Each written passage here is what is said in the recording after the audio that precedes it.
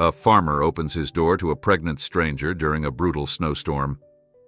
3 days later, the National Guard surrounds his property, and what they're looking for changes everything. Before we continue, don't forget to subscribe to the channel, like the video, and comment where in the world you're watching from. Let's go. The snowstorm struck Cedar Valley with a fierceness no one had seen in years, blanketing the rolling farmland under drifts of white. Ted Holloway, a widowed farmer pushing 60, had spent most of his life learning the rhythms of this land. He knew exactly how the snow would pile against the barn, how the cattle would shelter behind the old windbreak of pines, and how the temperature would drop so fast it could freeze the breath in a man's lungs. On this particular afternoon, he buttoned his worn coat and stepped outside to secure the chicken coop before nightfall. That was when he saw her, a lone figure stumbling along the fence line, coat torn, hair caked with snow. She was obviously pregnant, her belly round beneath threadbare layers. Instinct overcame caution. Ted hurried to open the gate and beckoned her inside, his heart pounding as she nearly collapsed into his arms. He helped her into the house, guiding her past dusty boots and feed sacks piled near the front door. The living room was modest: an old couch, a small brick fireplace, and a scattering of crocheted blankets his late wife had made long ago. The stranger's cheeks were beet red from the biting wind, and she trembled uncontrollably. Ted rushed to kindle the fire. He tucked an afghan around her shoulders, then busied himself warming a pot of water on the stove for tea. Only after she stopped shivering did he notice the panic in her eyes. He asked if she had a name, but she answered with a trembling voice that barely rose above the crackle of the flames. "My name is June," she managed, face pale and lips cracked. I'm sorry to barge in. I got stranded on the highway when my car slid into a ditch. Then it just died. I tried walking to find help. I'm not sure how far I've come." Ted glanced at her belly and wondered if she was due any day now. Another blast of wind rattled the window pane, reminding him how lucky she was to have found a farmhouse at all. "You're safe here," he said gently, offering her the steaming mug. "Drink this. It'll warm you. My name's Ted, by the way. Don't worry about a thing for now. We'll figure out how to get your car out tomorrow, once the storm eases." She sipped the tea and closed her eyes, relief washing over her features. Ted found himself studying her carefully. Though she was clearly exhausted, he detected something else in her face, a flicker of fear, or maybe dread, as if she carried secrets heavier than her unborn child. He thought of calling the sheriff's office to report that she'd turned up, but the phone lines had been unreliable since the gusts kicked up. He decided to wait until morning. Throughout the night, the wind howled like a wounded animal. Sleep eluded Ted as he placed extra blankets around June and made sure the fire never went out. Now and again, she stirred from fitful dreams, muttering half-coherent words about someone named Reese. Ted couldn't make sense of it. He just whispered words of reassurance until she slipped back under. By dawn, the snow had piled halfway up the windows. Outside, the world was an ocean of white, and the road beyond his property was impassable. Ted ventured out to feed the animals, cursing the stinging cold. He returned with icicles in his beard, stamping snow from his boots. June was awake, perched by the window, gazing at the endless drift like a prisoner before a fortress. Her eyes moved to him as soon as he entered. "Any luck with the phone?" she asked, voice still faint but steadier than before. He shook his head. "Lines are down. Usually in a storm like this, county crews take a day or two to clear everything. You might be stuck here for a while." June's face lost color, and she pressed a protective hand over her belly. "I can't stay long. I'm due in about 3 weeks." He wanted to ask more, like if there was somebody who could come for her, a hospital she planned to use, or a family waiting on her. But she looked so anxious, he decided not to pry just yet. Instead, he busied himself making oatmeal and scrambled eggs, figuring a hot meal might help her feel more at ease. He offered her a seat at the table, noticing how she stared at the modest pictures on the wall.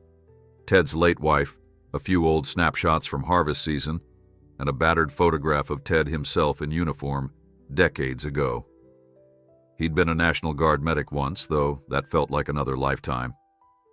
After breakfast, June's hands trembled. She tried to hide it, but Ted saw. He asked if she was all right, and she blinked away tears.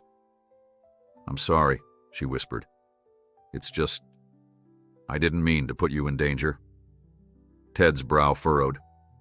"Danger? You're not in trouble, are you?" She swallowed hard, searching for words. "Let's just say there might be people looking for me. Please don't call the authorities. At least not yet." That gave him pause. Yet her plea sounded more desperate than threatening. He could see the raw fear in her eyes, and it tugged at something deep within him. Perhaps it was the memory of his wife, who always welcomed strays and lost souls into their home. Or maybe it was his old training, the sense of duty to protect those in need. He nodded slowly, unsure of the implications, but certain she needed help. They passed the day in near silence, occasionally making small talk about the storm. June asked about the horses out in the barn and the cows huddled in the shed. Ted offered short explanations, trying not to overwhelm her with details. Even so, he couldn't keep suspicion from creeping into the back of his mind. Why was she so afraid? Who might be chasing her? Night fell again, and the wind, though still sharp, began to settle. Snow crystals sparkled beneath the moonlight as Ted stepped outside for more firewood. He wondered if, come morning, he might hitch a ride on his old tractor to the next county road. But the drifts still looked formidable, and he doubted the engine would manage so much snow. Inside, June was tidying up the remnants of supper. Her expression bore sadness.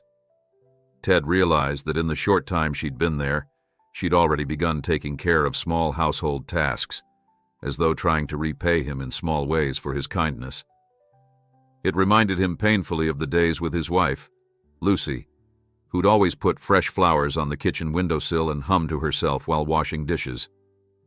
That night, the storm quieted further, leaving an eerie hush over the countryside. Ted dreamed of the old days when the National Guard would roll through after a blizzard, checking rural areas for folks who needed supplies. He woke with a strange sense of foreboding, as if something significant was about to happen. By the third morning, the sun finally broke through thick clouds, creating a dazzling white panorama. From the porch, Ted surveyed the property. He was about to suggest they attempt clearing the lane when the distant sound of rotor blades cut through the still air. He squinted, sure he was imagining things. But no, the sound grew louder, accompanied by an approaching hum from beyond the ridge. Ted's heart pounded. Helicopters. Out here? He shielded his eyes, scanning the sky until he spotted the shape. An olive-green chopper swept low, kicking up swirling snow. Moments later, 3 more followed. They landed in the largest clearing near the barn, powerful gusts blasting the drifts aside. Soldiers decked in winter camouflage jumped out with practiced efficiency. June appeared at the doorway, face ashen with dread. Ted tensed. Something told him this wasn't just a routine rescue operation. He hurried down from the porch, boots crunching on the packed snow. A tall man with a stern face and the insignia of a captain approached. We're looking for a woman. She's pregnant. Answers to the name June, the officer said, voice firm. Have you seen anyone matching that description? Ted's mind raced. June had specifically asked him not to call the authorities. But here they were, in uniform, landing helicopters in his field. He glanced back at her, trembling on the porch. His protective instincts flared up. What's this about? Ted asked cautiously. She in some kind of trouble? The captain's lips pressed into a hard line. Sir, we have reason to believe she's carrying classified information. She's considered a potential threat to national security. We need to take her into custody immediately. Ted's jaw tightened. Classified information?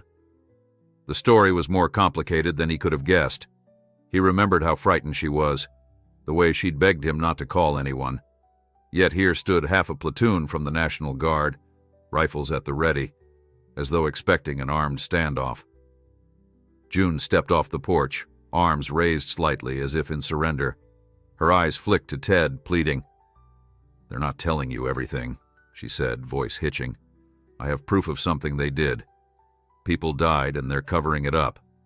If they take me away, they'll bury the truth forever." The captain's expression darkened. "That's enough, miss. Step forward carefully." Ted felt torn in two. He'd served in the Guard long ago, believed in the uniform and the principles behind it, but he also saw the terror in June's face, the urgent sincerity in her voice. He recalled old buddies who'd confided in him about covert missions gone wrong. Could June be carrying evidence of something so big the government itself wanted it silenced? Snow crunching underfoot, Ted moved between her and the soldiers. "Hold on," he said, forcing calm into his tone. "This is my land, and she's under my protection until I know what's really going on." A collective hush followed. The captain gestured to his men. They fanned out in a loose semicircle, weapons not exactly pointed, but certainly not slung harmlessly either. June clutched the edges of her coat, breath forming white puffs in the icy air. "Look," she said softly, eyes darting from Ted to the captain. "I never wanted it to come to this, but I found documents linking certain military contractors to illegal weapons deals. When I learned they planned to pin it all on me, I ran. I was terrified. Then my car went off the road in the storm. Ted saved my life." The captain's jaw clenched. "That's a load of nonsense. Our orders are to detain her for questioning related to a national security breach.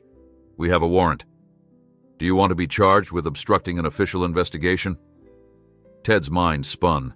He looked at June, then at the soldiers, then at the horizon where the helicopters waited like silent predators. Were these men truly upholding justice, or were they part of the same cover-up? June described. The swirling snow glistened, and he felt Lucy's presence in the hush, reminding him of what mattered, doing what was right, no matter the price. He took a slow breath, remembering his old training and how to keep calm in tense situations. "I'd like to see that warrant," he said quietly. "I need to make sure everything is lawful here." The captain stared him down. For a moment it looked as if he might simply order his men to seize them both. Then, perhaps deciding a standoff would draw unwanted attention, he signaled to a sergeant. The man pulled a folded paper from inside his jacket and handed it over. Ted glanced at the official text. The language was severe, citing national security statutes and granting authority for immediate apprehension. He couldn't spot any obvious irregularities, yet the uneasy knot in his stomach only tightened. Behind him, June spoke in a near whisper. "Ted, I promise you I'm not a traitor. All I have is the truth. If I vanish, so does any chance of stopping these people." He handed back the document, brow creased in thought. The normal route would be to let them take her, but something about the captain's intensity felt off. Perhaps it was the presence of so many soldiers, overkill for a single pregnant woman. Ted's old instincts flared again, and he found himself drawing a deep breath. "I guess we'd better all step inside," he said. "If you plan on hauling her away, we'll do this in the warmth, and you can tell me everything you've got on her." The captain tilted his head, surprised. He motioned to his men, then followed Ted toward the farmhouse. June looked at him, eyes glistening with gratitude and desperation. Ted didn't smile. He sensed that what happened next would change both their lives forever, for better or worse. He led them to the living room. The captain signaled for half his men to wait outside, while the rest filed in, stamping snow from their boots. The hush was broken only by the crackle of the dying fire. June sat stiffly on the sofa, her arms protectively folded around her abdomen. She looked even paler than before, as if this confrontation drained what little courage she had left. Ted gathered logs from the wood box near the hearth and stoked the flames, aware of the soldiers scanning every corner of his home. The entire situation felt surreal. Once upon a time, he might have served alongside men like these. But now, he faced them as an outsider, caught between loyalty to his country and his moral duty to protect a vulnerable woman. The captain introduced himself as Mathers, pressing a gloved hand to his chest. "Sir, I need you to understand the urgency of our mission. We have intel that Miss Carlson—" He paused, casting a glance at June. "That's your name, correct?" June gave a slight nod, refusing to meet his eyes. Captain Mathers continued, "She obtained digital files from a secure facility without authorization. These files could compromise sensitive operations. Our orders are to retrieve her safely and ensure that data doesn't fall into the wrong hands." Ted pulled a chair closer, resting his elbows on his knees. He forced himself to speak calmly. "If you're so concerned about retrieving data, what's with the guns? This is my home, not a battlefield." The captain's expression remained stony. "We can't take chances. Every second we waste, the possibility increases that she's transmitted those files to hostile entities. I'm sorry about the inconvenience, but we must secure her." A hush fell over the room. June raised her head, voice trembling. "I never transmitted anything to an enemy. I gathered evidence about illegal arms shipments. People died during a covert deal gone wrong. I was there.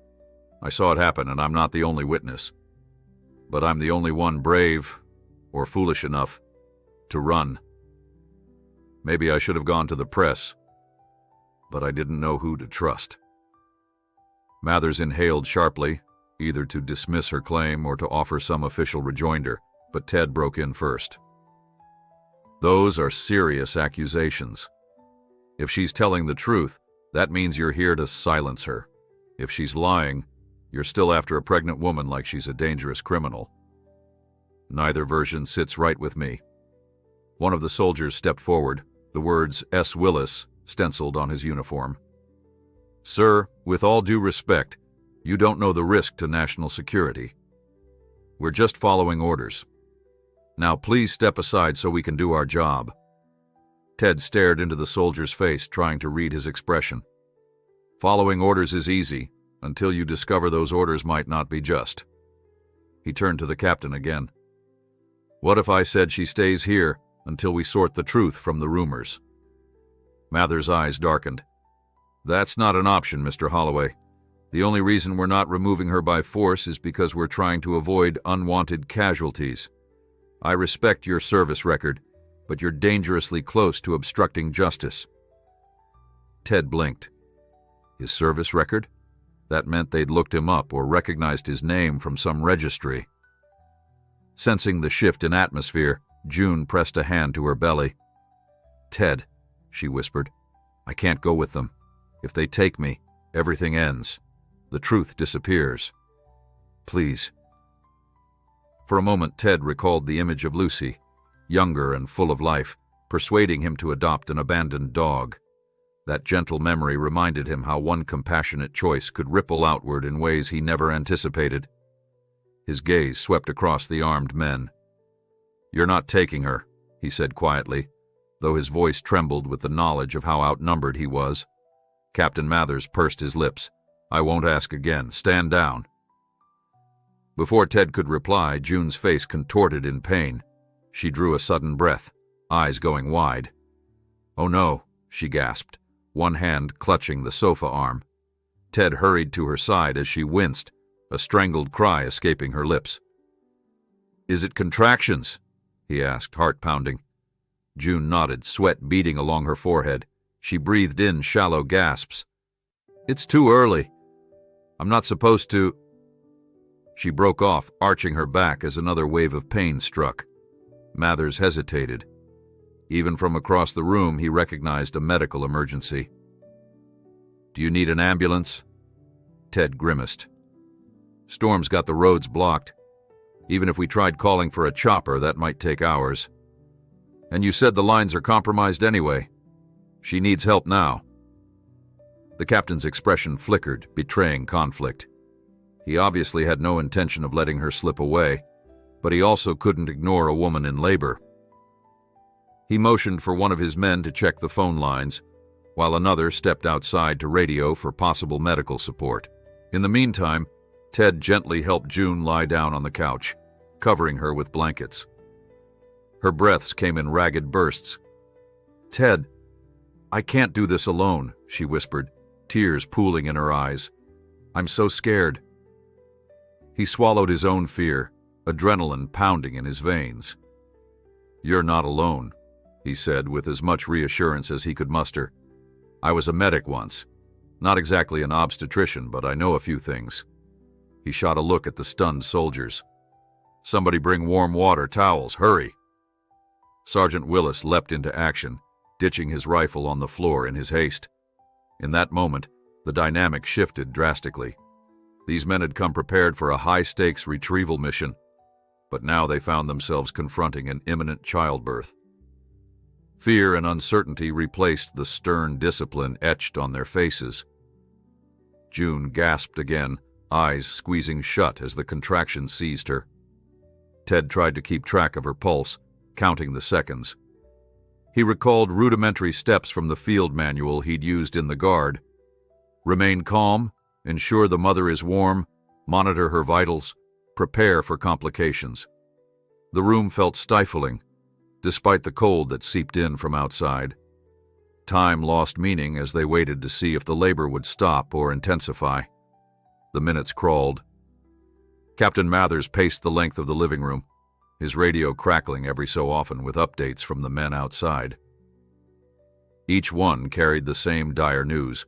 No ground transport could get through, and the swirling wind made it risky for a helicopter to land again. They were effectively stranded.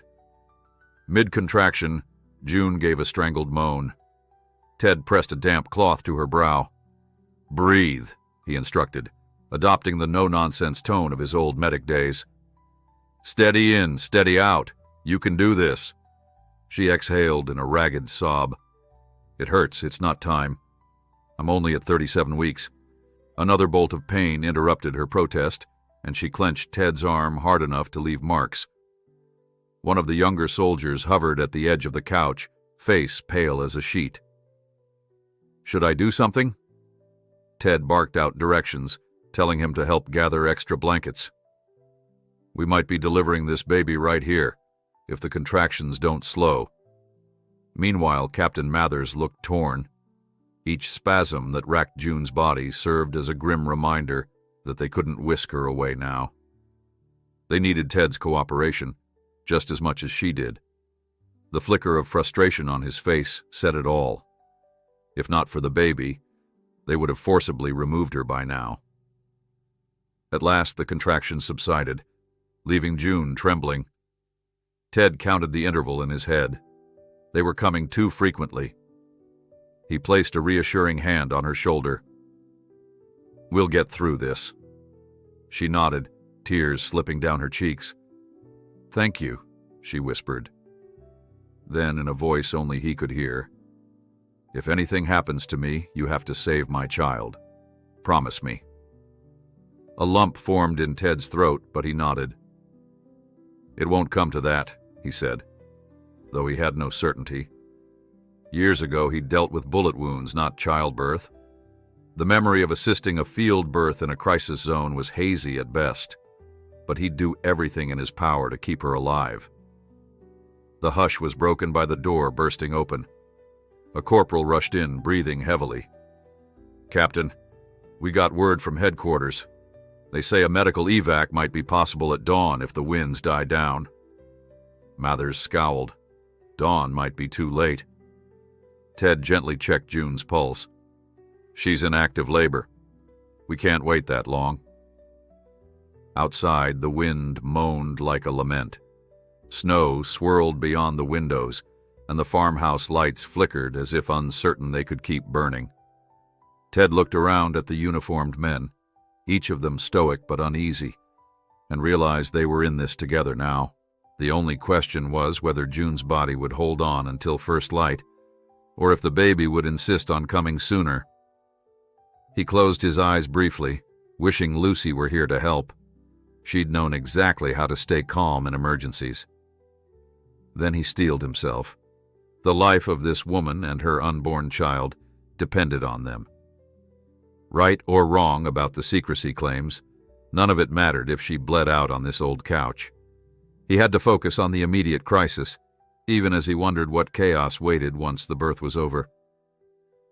"Prepare for anything," he muttered, meeting Mather's gaze. "We're bringing this baby into the world one way or another."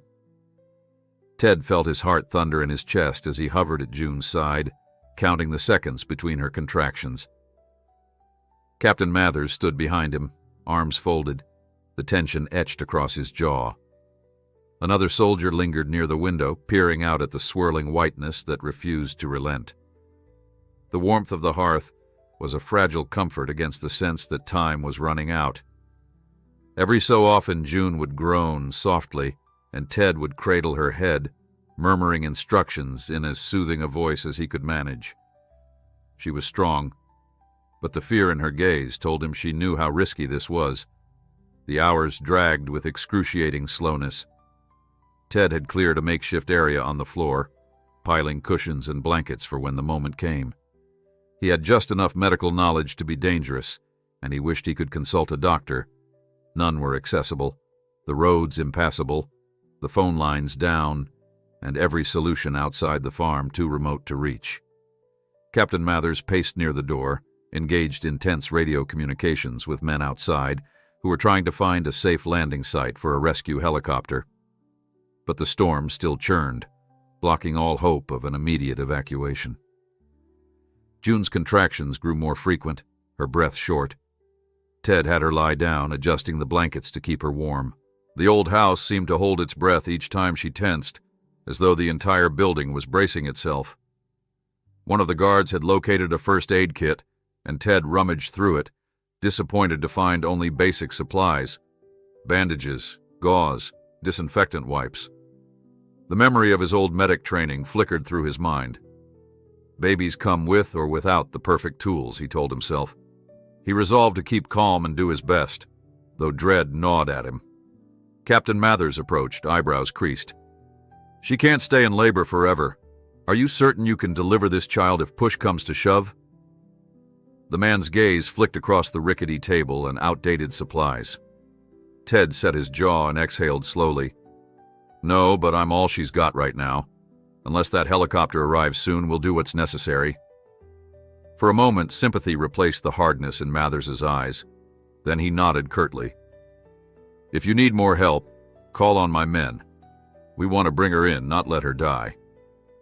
The statement hung in the air with a grim finality. Outside, the wind shrieked, scattering icy shards against the windows. Ted's mind whirled with half-formed prayers. June's eyes fluttered open. "Ted," she croaked, lips dry. "I can't stop shaking. Is the baby coming now?" He pressed a cup of water to her mouth, letting her drink in slow sips. "Might be," he said, trying to keep his tone steady. "Focus on breathing. We'll make sure the baby's all right." She closed her eyes again, tears slipping down her cheeks. The tension in the living room was a living thing, coiling tighter with each passing second. Sergeant Willis returned from outside, stomping fresh snow onto the mat. He saluted Captain Mathers, then removed his gloves. "Sir, visibility is still terrible. The pilots say they can try at first light if the wind dies down, but we can't guarantee anything earlier." Mathers swore under his breath. Meanwhile, Ted wiped June's brow. She clutched at his hand, sweat dripping from her temple despite the frigid temperature. Another contraction seized her. She let out a low, primal cry that tore at his heart. He recognized that sound from the single birth he'd witnessed in a crisis zone years ago. As the contraction eased, Captain Mathers ventured closer again. "We can't risk losing her. If she dies, so does any chance of securing that data. We also don't want a dead mother on our hands." Ted almost snarled in response, but he kept his composure. "If your only concern is the data, then help me keep her alive. We'll worry about your so-called threat afterward." The soldier glowered, but his silence was a grudging truce. The other men hovered in the background, some uneasy, others watchful. None seemed eager for a confrontation while the woman lay in such distress. The storm deepened outside, night falling once more. Ted lit an old lantern for backup in case the power failed. June shifted on the couch, her face slick with perspiration, hair plastered to her forehead. When Ted checked for signs of progress, his heart kicked into overdrive. She was dilating, and the baby's arrival might be imminent. In the back of his mind, he calculated the possibility of complications. With no advanced medical care, a breech birth or excessive bleeding could be catastrophic.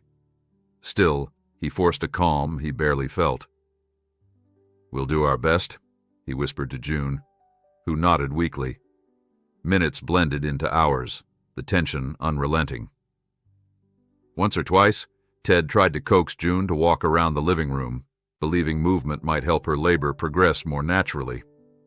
But each attempt ended, with her gasping in pain. Finally, around midnight, the wind outside seemed to wane, though the snowfall remained heavy. The living room was a tableau of exhaustion. Soldiers slumped in chairs, rifles leaning by the wall, while Captain Mathers peered anxiously at the frosted window. June dozed between contractions, but every few minutes her body stiffened and she cried out, reminding them that there was no escape from nature's demands. Suddenly she jolted awake with a sob. "Something's wrong," she panted, eyes wide. Ted felt panic prickle across his skin. He checked her pulse, tried to steady her breathing. "Calm, June. Keep it slow," he said, pressing 2 fingers gently on her wrist. Her heartbeat was frantic. She grabbed his shirt, voice cracking. "No, something's wrong with the baby. I can feel it." She choked back tears, terror etched in every line of her face. Ted wished he had the means to do a proper exam, but he was limited to guesswork and intuition. Mathers cleared his throat, voice subdued. "We have to see if that helicopter can make it," he called to Willis, who scrambled for the radio. Ted swallowed the lump in his throat. He examined June's belly as best he could, listening for fetal movement. But all he could hear was her ragged breathing and the drum of his own pulse. The soldier on the radio spoke in tense tones, repeating coordinates. "Negative," came a faint voice from the speaker. "Wind's too turbulent. Next attempt at dawn." Ted thought June might lose consciousness from despair. Even Captain Mathers looked pale, his authority powerless against the storm. Resolved, Ted ushered the soldiers aside. "Make some space. She needs to lie fully flat." They dragged the coffee table away, positioning June in the center of the living room floor. Ted checked her vitals again. The contractions were close, the baby well on its way. Without help from above, the only option was to deliver here. June coughed, tears rolling down her cheeks. "Ted, if I don't make it, promise me you'll keep—" He squeezed her hand, heart twisting. "Stop! We're not giving up. You're going to meet your baby." She closed her eyes, lips trembling. The men hovered, unsure how to help, as the final stage of labor commenced. Thus began a desperate battle under the flickering lantern light. Ted coached June through each wave of pain. She pushed with everything she had, wailing as sweat soaked her hair. Mathers, arms folded, barked instructions to his men to stand guard, as if more threats lurked beyond the storm. The wind hammered the windows, and the floor creaked as Ted positioned June's legs and prayed for a normal presentation. At last, he saw the faint glimpse of a head. Urgency pounded in his veins. June roared in agony, her voice raw. Then, with one monumental effort, the baby slipped into Ted's waiting arms. A girl, small and pale, silent at first. Ted's mind reeled. He cleared the baby's airway with trembling hands and felt a tiny cough. A soft, feeble cry broke the hush, washing relief over everyone. June sobbed, arms outstretched. Ted placed the newborn on her chest, and tears streamed down her face. For a moment the hush was pure awe.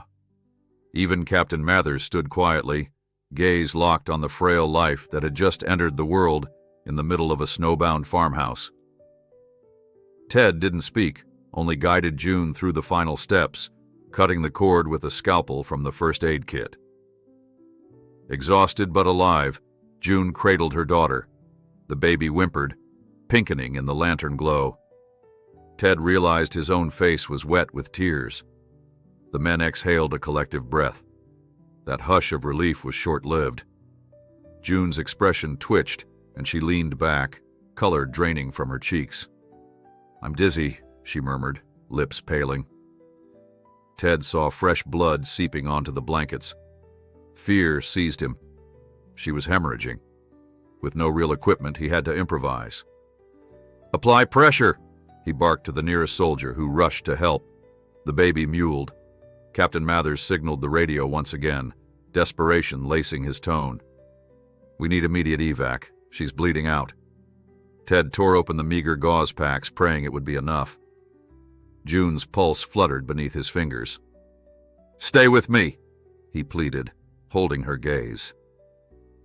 The baby wailed as though sensing her mother's peril.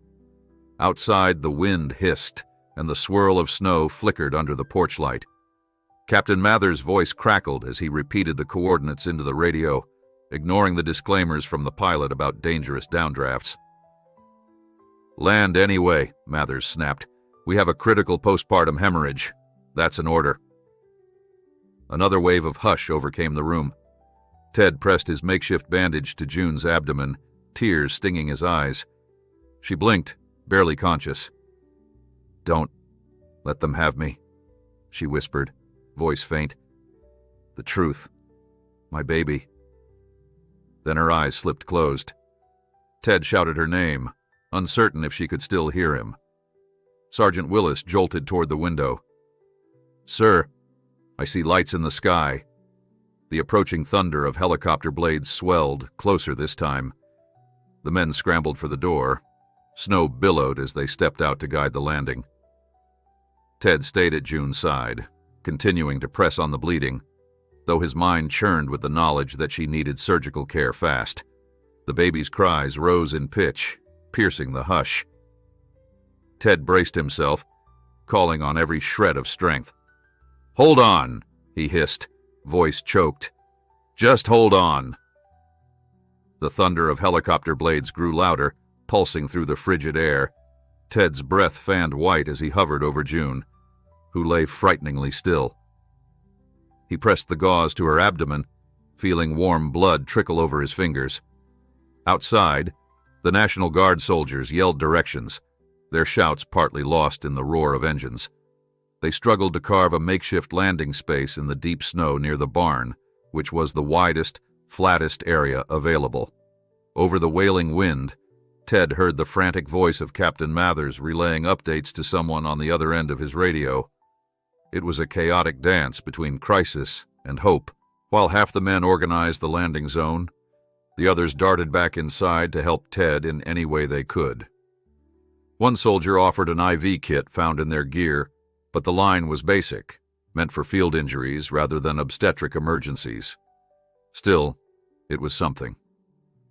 Ted took it gratefully, guiding Sergeant Willis's trembling hands to insert the needle into June's arm, hoping to keep her from going into shock. The baby, wrapped in layers of blankets, let out weak cries that tore at Ted's heart. He murmured small comforts, torn between the helpless newborn and the mother who clung to life by a thread. Moments later, the door banged open. A gust of icy wind burst into the living room, and 2 National Guard medics hurried in, carrying equipment bags. Their footsteps thumped heavily on the wooden floor. One was a woman with a swift professional air, her hair pulled back in a tight bun beneath her winter cap. The other, a bearded man with sharp eyes, dropped to one knee beside June as soon as he reached her. They worked with practiced efficiency, checking vitals, rummaging for advanced supplies. The female medic, whose name tag read Cadwell, frowned when she saw the blood-soaked blankets. "She's lost a lot of blood," Cadwell muttered, fishing out sterile pads. "We need to stabilize her for transport. Lieutenant, can you get the helicopter close enough for a safe load?" Mathers, braced against the door, nodded briskly. "We're clearing the barn area as best we can, but the pilot says the wind gusts are hitting 30 knots. This is going to be tricky. Ted knelt beside them, holding June's hand. She blinked at him, her lips moving silently. He leaned down to catch her words, which came in a rasp. "Don't let them take the baby away." Her eyelids fluttered, and he squeezed her fingers gently. "They're just trying to get you medical care," he whispered back, though a part of him knew she wasn't just speaking about the baby's physical safety. She was terrified of what would happen if she ended up in the wrong hands, powerless to prove her story. Cadwell pressed a fresh pad to June's abdomen, instructing Ted to keep firm pressure while she prepared an injection from a vial. "We've got to slow the bleeding. This might help her uterus contract," she said quickly, offering Ted a somber glance. "But we really need a hospital. She can't stay here." A cold draft cut through the room as the baby whimpered again. One of the younger soldiers sat near the fireplace, rocking the tiny bundle in his arms with surprising gentleness.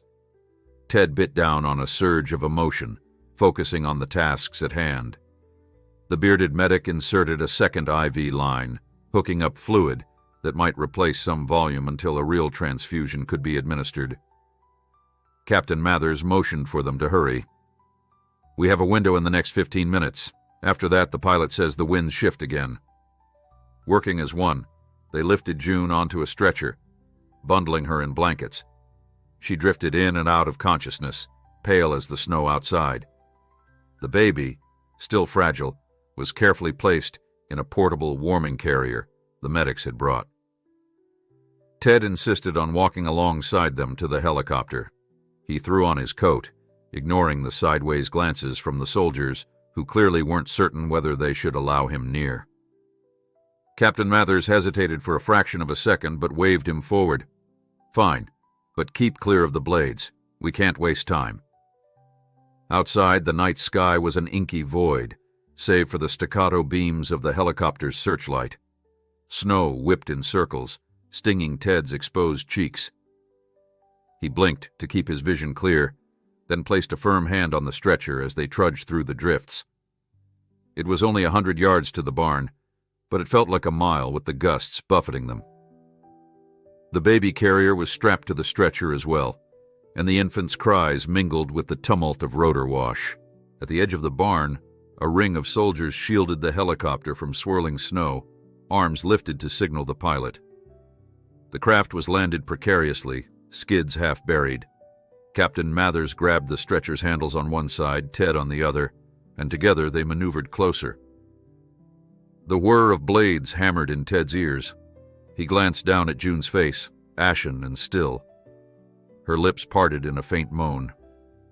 The female medic urged them onward, face set in grim determination. When they reached the open door of the chopper, the pilot yelled something unintelligible. One by one, the soldiers helped secure June inside, her newborn placed in a medical cradle. Ted felt a spike of panic. He grasped the edge of the door, unsure whether to climb in or remain behind. He didn't know if they would treat June fairly or if they'd whisk her away to some classified facility without regard for the truth she carried. But in that heartbeat of indecision, June opened her eyes, focusing on him weakly. "Ted," she mouthed, too faint to be heard over the roar. He saw the question in her gaze. Captain Mathers seemed to read the moment. Stepping close, he addressed Ted with a curt nod. "She'll need you, Holloway. We can't waste time. Get in." He didn't wait for an answer, simply gestured for Ted to step onto the craft. Surprised, Ted hauled himself inside, ducking his head. The medic slid the door shut as soon as he was clear, sealing them away from the swirling madness outside. The helicopter lurched skyward with a jolt.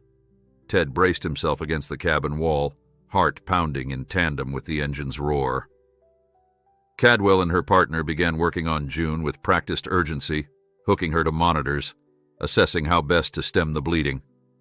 The baby's cries were muffled by the noise, but they were there, a reminder of the fragile new life in their midst. Through the small window, Ted glimpsed the ground receding into the swirling darkness. He realized he was leaving his farm, his cattle, his entire life behind. Soon the pilot leveled off. The interior was cramped, lit by dull overhead lamps. Ted found himself seated next to Captain Mathers, whose gaze flicked between June and the baby. Eventually the soldier leaned close, speaking loudly enough for Ted to hear. "We'll get her to a secure military hospital. Then we'll figure out the next steps." Ted scowled, not caring that Mathers outranked him. "She might die," he shot back. "And you're talking about next steps? She claims she has proof of criminal activity. Are you even going to listen?" Mathers' expression was inscrutable. "There will be a formal investigation, but I can't make promises. Our top priority is making sure classified material doesn't get leaked." Ted set his jaw. "Your top priority should be the life of that woman and her child." Mathers flicked his gaze away, focusing on the shadowy farmland below. Neither spoke after that. The helicopter ride stretched on, minutes feeling like hours, the engine's drone numbing Ted's thoughts. Each time he glanced at June, he saw the medics exchanging anxious looks, trying to keep her stable. The baby's wails softened into low whimpers, as though it too recognized how precarious the situation was. Finally, faint lights appeared on the horizon, illuminating what looked like a hastily cleared airstrip. Ted peered through the window, spotting a cluster of vehicles waiting below. As they descended, he braced for the next phase of this ordeal. Would they meet an ambulance or an armed convoy? He suspected it could be both. June needed a surgeon, not an interrogation, yet he feared the data she held might vanish, or be suppressed the moment officials took possession of her. The baby, too, was at risk. He resolved not to let them separate mother and child if he could help it. Their landing was smoother than Ted expected. The helicopter touched down with a thud, sending a spray of snow into the halo of floodlights. Two men in white coats rushed toward the door, accompanied by a pair of uniformed guards. As soon as the door slid open, the medics signaled for help. June was transferred onto another stretcher, cords and drips trailing behind. Her lips parted in a silent gasp of pain. Ted scrambled after them, ignoring the swirling wind that bit his cheeks. He glimpsed Captain Mathers conferring with the guards, a hush passing between them. Then the soldier quickened his stride to catch up with Ted. The baby's cradle was carried by one of the medics. Ted followed in step, mind reeling. A large building loomed ahead, windows aglow in harsh fluorescent light. As they entered, a sterile smell replaced the crisp night air. Footsteps echoed on polished floors. Almost at once, a medical team in scrubs whisked June away, presumably to an operating room. Ted tried to follow, but a stern nurse blocked his path, insisting that only medical personnel could enter. He watched helplessly as the stretcher disappeared around a corner, the baby's cries echoing and then fading into the distance. His heart clenched. Captain Mathers appeared at Ted's shoulder. "I'll see if we can get you an update soon," he said in a clipped tone. Then, with a sharp nod at two uniformed men standing by the corridor, he added, "They'll show you where to wait. We'll want a statement regarding the events on your farm."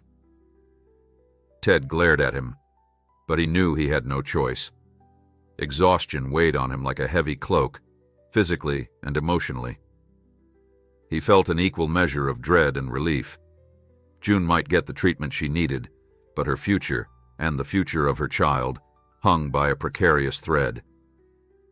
One of the uniformed men gestured for Ted to follow, leading him down a barren hallway and into a small waiting area with metal chairs.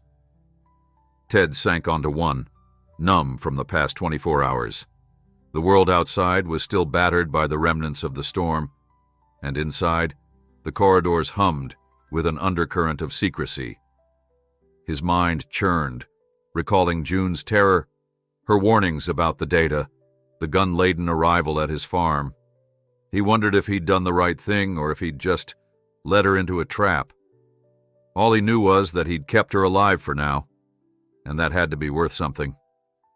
An hour crawled by with agonizing slowness, each minute weighed down by the memory of June's ashen face as she was rushed into surgery. Ted sat rigid in the small waiting room with metal chairs arranged in a neat row.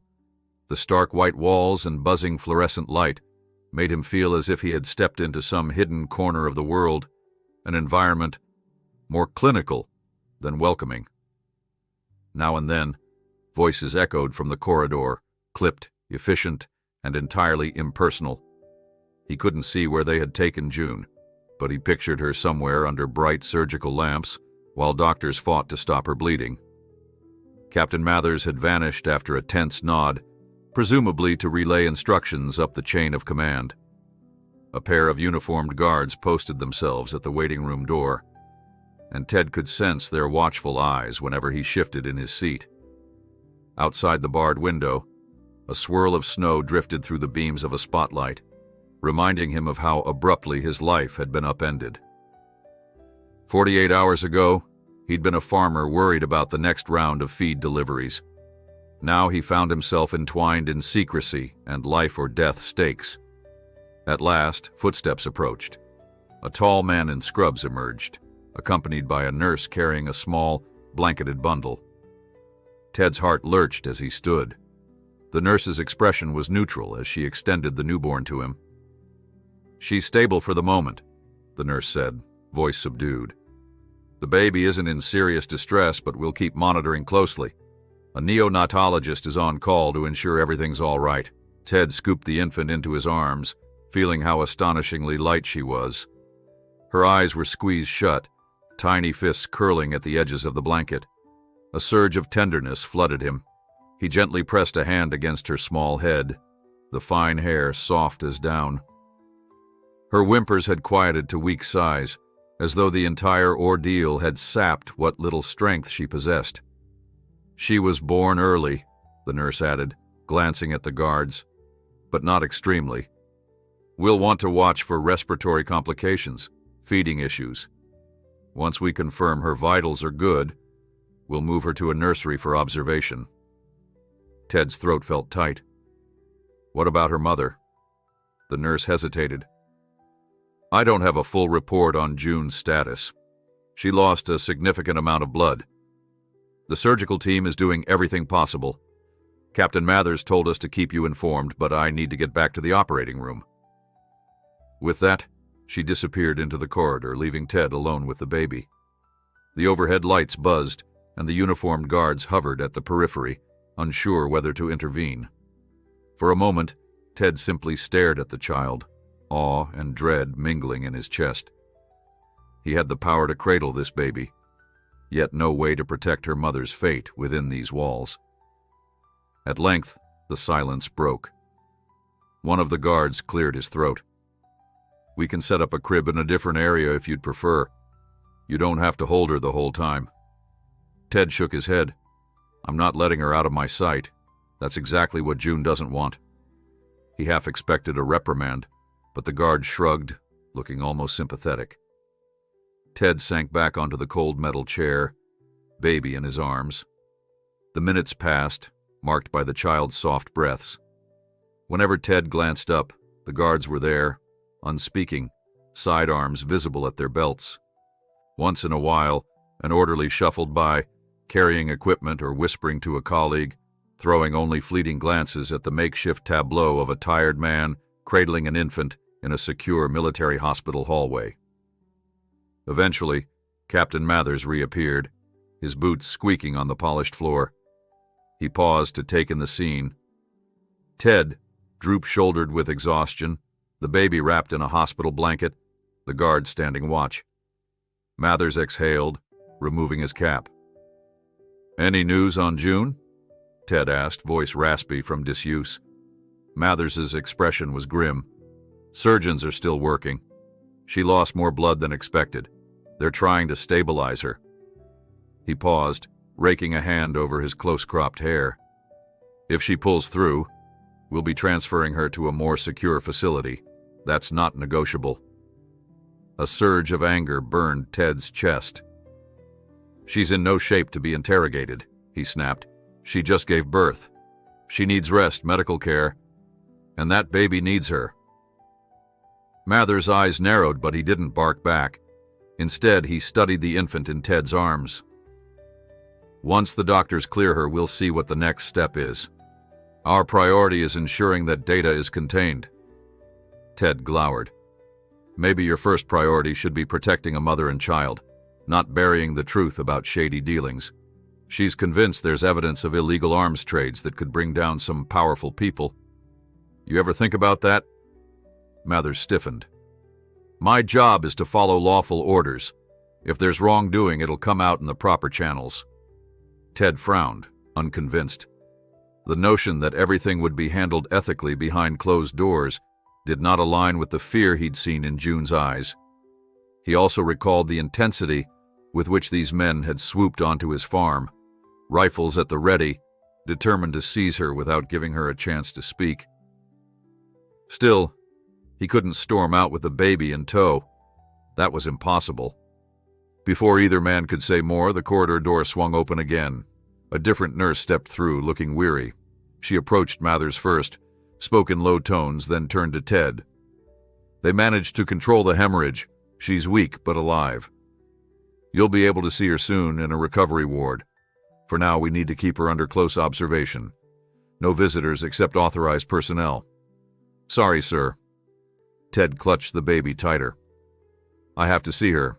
At least let me in briefly. She'll want to know her child is okay." The nurse offered an apologetic nod. "I'll ask the doctor. It may take a bit before we can allow visitors. We're dealing with a complicated situation.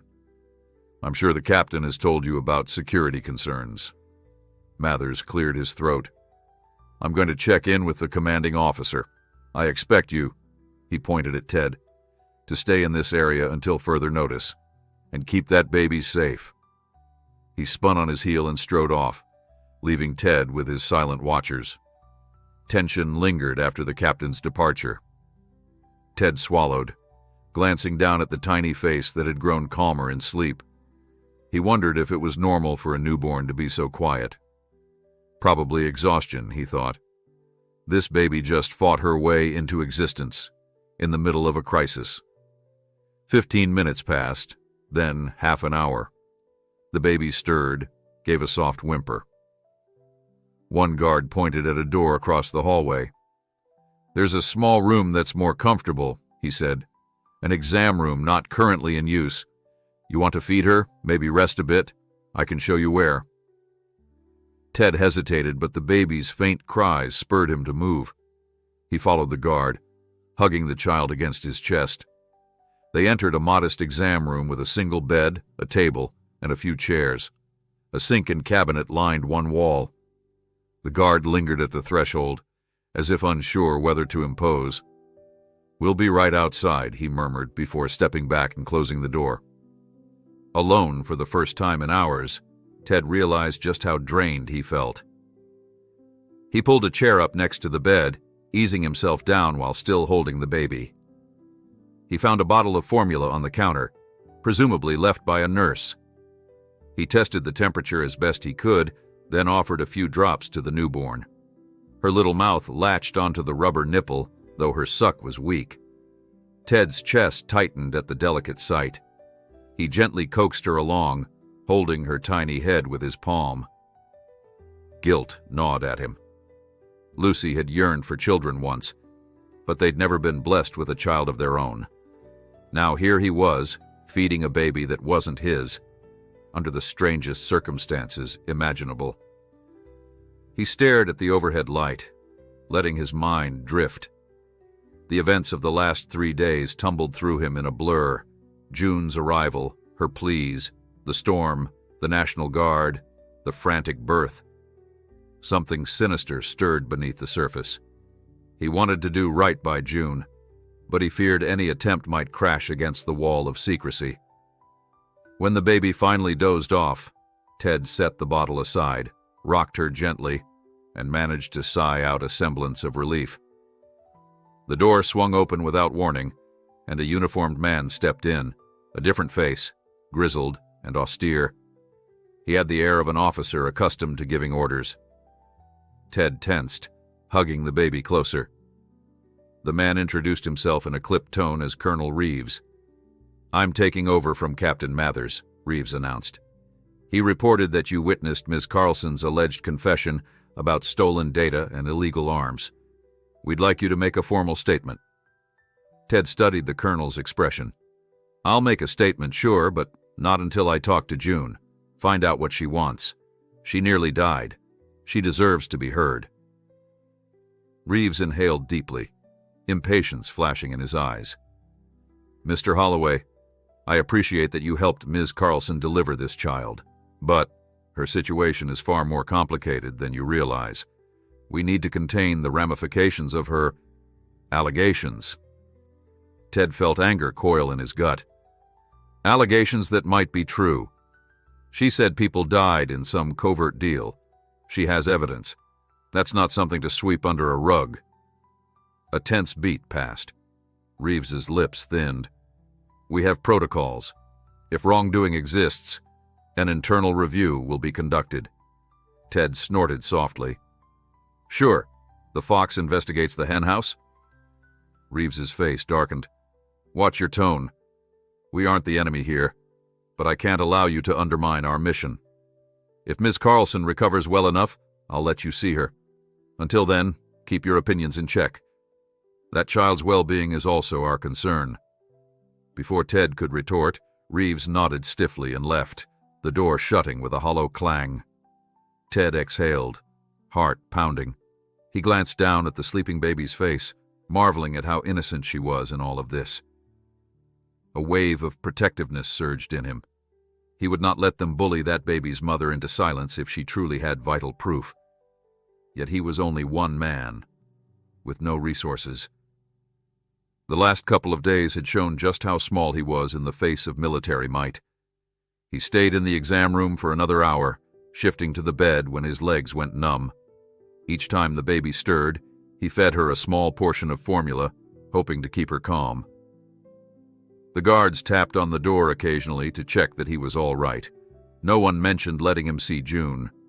Fatigue pressed down on him, heavy as a winter blanket, but his mind refused to rest. Eventually, a nurse arrived with a rolling bassinet. "We can keep her in the nursery so you can rest," she offered gently. Ted hesitated, recalling June's warning. But the nurse appeared genuine, and the baby needed proper newborn care. "I'll stay with her," the nurse promised. "There are only a few babies here tonight, so she won't be out of sight for a second." Heart hammering, Ted allowed the nurse to take the baby. He watched them disappear into the corridor, fear churning in his stomach. Then he stared at the empty space where the bassinet had been. The hush weighed on him, intensifying the sense of isolation. A faint hum came from the overhead lights. His reflection stared back at him from a small metal cabinet, older and more haggard than he remembered. At last, exhaustion overtook him. He managed to close his eyes, sinking into an uneasy doze. Images haunted him. June lying pale on the couch, her desperate voice begging him to protect her child. The swirl of helicopter blades tearing across his farmland, the baby's first cry in that lamplit room. And overshadowing all, the dread that the truth might vanish under a tide of military bureaucracy. He dreamed that he was back on the farm, searching for June in the snow. But all he found was footprints leading nowhere. Then he heard the cry of a newborn echo through the wind. He jolted awake, startled by a timid knock on the exam room door. The hallway light spilled in, and a different guard stepped inside. "Mr. Holloway," he said softly. "Miss Carlson is asking for you. She's awake, but not for long. Colonel Reeves says you can visit under supervision." Ted stood, stiff limbs protesting. Relief fluttered in his chest. At least June was alive, conscious enough to ask for him. Squaring his shoulders, he followed the guard out into the corridor, determined to stand by her side no matter what came next. Ted followed the guard down 2 corridors lit by overhead panels that cast a stark, cold glow on the spotless floors. They passed through a set of double doors and then another, each time presenting ID badges to stern-faced personnel who glanced at Ted with curiosity. At last, they reached a small recovery ward partitioned by curtains. Monitors beeped quietly behind them, and the faint odor of antiseptic filled the air. A single armed soldier stood at the far wall, alert despite the late hour. Ted's heart pounded as he stepped into the curtained-off space where June lay. She looked frail against the crisp white sheets, eyes half-lidded and skin still pallid. An IV line snaked into her arm, and the beep of a heart monitor testified that she was, for now, stable. Her hair, once tangled with snow and sweat, had been pulled away from her face, revealing how gaunt her cheeks had become. When Ted approached, she slowly turned her head, relief flickering in her gaze. He pulled up a stool and sat beside her, not sure if physical contact would hurt her, but he gently placed a hand near hers. "How are you feeling?" he asked in a low voice, conscious of the soldier nearby. A faint smile ghosted across her lips. "Alive, surprisingly," she rasped. She struggled to wet her lips. "The baby, is she—" "She's fine," Ted said, voice thick with emotion. "She's in the nursery. I was holding her until they said it'd be better to have her under observation." June's expression softened in gratitude, her eyes fluttering shut for a second. "Thank you," she whispered. "For everything." Ted's gaze flicked around the dim space. Monitors glowed, tubes and wires ran from June to machines he couldn't begin to name. Outside the curtain, a muffled voice carried on the air. He could sense the tension within these walls, the sense that they were being watched and evaluated. "They're saying you'll be moved to a more secure facility as soon as you're stable," he murmured. "I don't know what that means for you. Or the baby." June winced, her breath catching. "They want me silent," she said bitterly. "The chain of command will bury my proof, or twist it so it can't hurt them. I managed to copy the data, but it's worthless if I can't get it to someone who'll expose what really happened." Ted leaned in, voice hushed. "Colonel Reeves insists there'll be an internal review. He says if crimes were committed, they'll come out." He made no attempt to hide his skepticism. June gave a weak, derisive laugh. "Internal review? That's a fancy way of saying they'll hush it up." "I saw the documents, Ted. They weren't just dealing arms overseas. They were funneling them to rogue groups here, too. It goes deeper than you think." A chill crawled over him, and he squeezed her hand carefully. "What do we do?" It was a question that tasted naive in his mouth, but he couldn't hold it back. He was a farmer from Cedar Valley, not some high-powered whistleblower. Yet he felt compelled to help if it meant protecting June and her child. Her voice cracked. "We need someone with influence outside the chain of command. A journalist, maybe. Or a politician who can't be bought. Problem is, I have no phone, no computer. Everything's locked down." Ted thought of his old National Guard buddies. Most were retired, scattered. Would any have the clout to take on something like this? He doubted it. They were ordinary men, loyal to the uniform and accustomed to trusting official procedure. "I can't sneak you out of here," he muttered. "They've got soldiers everywhere." June's eyes brimmed with tears, frustration radiating from her. "If they separate me from my baby, I can't fight this. They'll use her as leverage to keep me in line." Ted swallowed hard. "I won't let that happen." She gazed at him, something like hope flickering in her eyes. Her voice was shaky. "I believe you, but we have to be smart. If you storm around demanding justice, they'll just lock you away. Wait for a chance, watch for an opening." She paused, catching her breath. "I might have stashed the data somewhere safe, but I can't tell you yet. Too many eyes listening." Before he could press for more, a shape loomed at the curtain's edge. Colonel Reeves stepped in, flanked by two armed men. His gaze took in June, then Ted. "Time's up," he announced softly but firmly. "We need to evaluate Ms. Carlson without distractions." His cold stare conveyed that he hadn't come to negotiate. Ted rose reluctantly. "She's barely had a minute to recover," he protested. "Can't you give us more time?" Reeves's tone didn't waver. "The doctors say she's stable enough for a brief assessment. We have urgent questions, and we're behind schedule." Step outside, please." Ted's jaw clenched. He looked down at June, who wore a resigned expression. She gave him a slight nod, silently urging him not to escalate. With reluctance, he touched her shoulder in a fleeting gesture of comfort, then followed the colonel out. The corridor swallowed them, the hush broken by distant footfalls and the beep of monitors. Reeves didn't speak further. He merely signaled to a guard who gestured for Ted to return to the exam room. The message was clear. He wasn't free to wander. Ted walked with simmering frustration. In the exam room, he found it unchanged. Sterile surfaces, the single bed, and no baby. He could only pray the child was safe in the nursery. As he sank onto the bed, his thoughts churned. If June had stashed evidence, that meant there might be a way to blow this wide open. But how? Minutes ticked by. The corridor remained quiet. Every so often, someone passed, the footsteps receding. After a while, the guard at the door cleared his throat. "I can take you to see the baby if you want," he offered, voice surprisingly gentle. Ted's face tightened with gratitude. "Yes, please." They moved through a different hallway until they reached a small glass-walled nursery. Inside, a single nurse in pale scrubs tended to 2 bassinets. Ted recognized June's baby by the hospital ID band near her blanket. She was so tiny, her eyes closed in exhausted sleep. Ted pressed a hand to the glass, something protective stirring inside him. He still remembered Lucy's heartbreak at their childless home, how she once whispered that caring for others was the only thing that kept her going.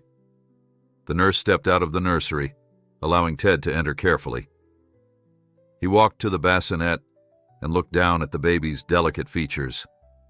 Her tiny fingers twitched, as if reaching for something that wasn't there. Ted gently brushed a fingertip against her hand, and she curled her fingers around it with surprising strength. His chest constricted. She was a symbol of new life, yet overshadowed by secrets and danger. Footsteps behind him made him straighten. It was Colonel Reeves again, though now he stood alone. "Holloway," he said, his tone less confrontational than before. "We have a situation." Ted braced himself, dread creeping through his veins. "June's condition?" "She's stable," Reeves replied. "But she's uncooperative. She won't reveal anything about the data. She claims it's hidden. We need you to speak with her, convince her to share details so we can handle this quietly." Ted's eyes narrowed. "You want me to help you hush it up?" Reeves gave a slight shake of his head. "I never said hush. But if we can verify the nature of these documents, we might avoid a scandal. That's better for the military, better for the country." His gaze flicked to the baby. "And possibly better for Ms. Carlson. If she keeps resisting, things get complicated. She could face charges. Custody might come into question." Ted's stomach knotted. He understood the implied threat. "So you're planning to coerce her by using the baby as leverage?" Reeves spread his hands in mock surrender. "I wouldn't phrase it like that, but we have to protect national security. If she truly has evidence of wrongdoing, the brass will want it contained, and then resolved through proper channels. The alternative is a messy public disclosure that could compromise the safety of many operations." Ted recalled how June had spoken of illegal arms going to rogue elements. That didn't sound like something the top brass would simply resolve if it meant indicting high-level officials, but he bit back an angry retort. Yelling at Reeves would accomplish nothing. Instead, he asked evenly, "If I talk to her and persuade her to hand over what she knows, will you guarantee her safety and that of her child?" Reeves studied him. "Guarantees are difficult in these circumstances, but yes, I can promise that if she cooperates, we'll do everything possible to keep her under protective status. No prison, no separation from her child, provided the intel lines up." Ted gave a curt nod. He didn't trust the colonel, but maybe he could glean more details or buy June time. "Where is she now?" "In a private recovery room," Reeves answered. "I'll arrange another visit, but be aware, we'll monitor your conversation." If we suspect you're planning to leak this data externally, we'll intervene. That wouldn't be good for Ms. Carlson." Ted's blood simmered with frustration, but he forced a stoic expression. "Fine, I'll talk to her, but I want to see her soon. She's been through enough." Reeves inclined his head. "Agreed." The colonel left, and the guard re-entered. Ted lingered by the bassinet, running a finger along the baby's cheek. She stirred faintly, making a tiny squeaking sound. The nurse fussed with the other infant in the room, leaving Ted a moment of private reflection. He felt torn between two colossal forces, June's desire to expose the truth, and the Army's vow to manage it all behind closed doors. Yet it was no longer a theoretical dilemma. A mother's life and her newborn's future hung in the balance. At length, the nurse asked if he wanted to hold the baby. He nodded gratefully, lifting the tiny form. The child's warmth pressed against him, reminding him that innocence shouldn't be bartered.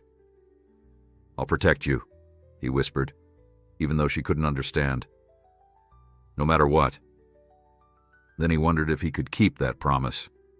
This was a place of locked doors and armed guards, and he was just a farmer, out of his depth. A short while later, a soldier came, speaking politely. "They're ready for you, sir." Ted returned the infant to the nurse with infinite care. His chest felt hollow as he followed the soldier down a corridor that seemed to stretch into shadows. More secure doors slid open, revealing a small interview room. Plain walls, a table and 2 chairs. The overhead light cast stark angles. June sat in one chair, looking frail but upright. An IV port remained in her arm, though she wore a fresh hospital gown. Despite her weakness, her eyes sparked with determination. Colonel Reeves stood off to one side, arms folded. Ted braced himself, stepping into the uneasy space. The door closed with a faint click, and he caught sight of a camera in the ceiling corner. They would have no privacy. "Ted," June murmured, relief coloring her voice. He nodded, crossing to her. "They said you want to talk. Are you okay?" She touched his hand lightly. "Better now that you're here. I saw Colonel Reeves, too. He tried to question me about the data, but I wouldn't budge. That's when he said you might convince me otherwise." Ted exhaled, glancing at Reeves. The colonel's expression was impassive. "They're worried about national security. They threatened to pull you from the baby if you don't cooperate. I told them I'd at least listen, but I'm not letting them harm you or the child." She gave a trembling nod. "I was afraid of that. They'll do whatever it takes to keep me silent, but the truth needs to come out, and I need your help." Ted pulled the lone chair beside June and sank onto it, trying to keep his composure. Colonel Reeves stood near the doorway, arms folded across his chest, clearly intent on supervising. A camera perched in the corner of the ceiling, its lens fixated on them like an unblinking eye. The sterile walls of the interview room pressed in, amplifying the tension. Ted felt a flutter of nerves. He never wanted to be in a position like this, playing negotiator in a drama of secrets and danger. Yet June's terrified gaze kept him anchored. If he had any chance to protect her and the baby, he had to remain calm. June cleared her throat, wincing slightly as she shifted her weight. "I stashed the data on a secure cloud drive," she said in a low, unsteady voice. "But the encryption key is hidden. They think I've got it all in my head. It's partly true, but without a physical dongle I kept somewhere, it's useless. So they need me, and whoever else has the key." Colonel Reeves gave a measured sniff. "We need to verify the nature of these files. If you're telling the truth about widespread wrongdoing, that will be handled. But you must provide the location of all materials." June's jaw tightened. "And if I do that, how can I be sure you won't bury it? People died. This arms deal was never authorized. It was an inside job, funneling weapons to criminals under the guise of black ops missions. The official record blames rogue agents, but I have proof it went higher up." She paused, drawing a shaky breath. "They tried to silence me by pinning the theft on me, framing me as a traitor. I had no choice but to run. Reeves watched her impassively. Miss Carlson, you're in no shape to run anymore. Focus on cooperating. That's your best shot at leniency for you and your child. He pivoted to Ted. Mr. Holloway, for her sake, you need to make her see reason. Ted closed his eyes briefly, grappling with the moral tightrope he faced. If he convinced June to hand over the encryption key to these people, they might indeed bury the evidence. But if she refused entirely, they could keep her locked up indefinitely, or worse, separate her from her baby. He wanted to demand external oversight, a public investigation. But that likely wasn't possible from inside a secure military facility. The baby's well-being hung in the balance. He turned to June and spoke quietly. We're at their mercy here for the moment. They want the data. You want justice. Is there any compromise? Her gaze flicked from him to Reeves, then back. When I joined the contractor team, I believed we were upholding real missions. We recovered these files about a month ago, part of an internal audit I conducted. My supervisor realized I'd discovered too much. They orchestrated an incident, killing anyone who got close to the truth. I barely escaped. Her hand trembled against the hospital blanket. I'll never give them the data, unless I know it'll reach a legitimate authority who can't be bought. Colonel Reeves's lips pressed into a thin line. And who would that be? The media? Some senator? That could create widespread panic and tip off adversaries. June's voice hardened. You're talking about potential criminals within your own ranks, Colonel. Adversaries aren't just foreign. He exhaled slowly, exchanging a glance with Ted. If you want your child safe, Ms. Carlson, you might rethink your approach. Right now, all your stalling does is prolong your confinement. Ted felt June's hand clutch his wrist. She whispered in a voice so low it was almost inaudible. Help me. If we can get someone from outside, a lawyer maybe, or an honest official to witness this, I can reveal everything in front of them. Then they can't bury it so easily. He considered the idea, aware Reeves was trying to overhear. Slowly, Ted nodded. Colonel, he said aloud, are we allowed a lawyer or some outside counsel to ensure June's rights aren't violated? She's not just a soldier under your command. She's a civilian contractor with knowledge of a crime. Reeves frowned. This is a national security matter, Mr. Holloway. Civilian courts can be bypassed under certain circumstances. However, he paused, seeming to weigh his words. I will discuss the possibility of letting her speak to a JAG officer or designated counsel under controlled conditions. June's eyes flashed. A JAG officer is still military. They might be under the same command that wants to hide this. Reeves's expression iced over. I've heard enough. We'll look into your request, but Ms. Carlson will remain here under watch until a decision is made. Mr. Holloway, you've done what you can for now. If she changes her mind, let us know. He motioned to the guard by the door, indicating the end of the conversation. Ted's pulse raced. Wait, we need a plan. No, we need compliance, Reeves cut in, voice resolute. You have 5 more minutes, then you're leaving this room. Ted swallowed, leaning closer to June. The colonel and the guard edged away slightly, but not by much. Every breath felt fraught with unspoken warnings. He lowered his voice. You said you stashed the physical key somewhere. Is it on my farm? June's lashes flicked, but she gave no visible reaction. I never said where, she whispered. But if there's a chance you can get out, check where we delivered the baby. Maybe I hid something, maybe I didn't.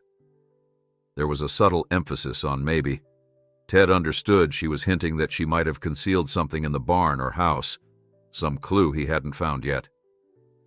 His mind flashed back to those frantic hours, the chaos of her labor. Had she managed to squirrel something away?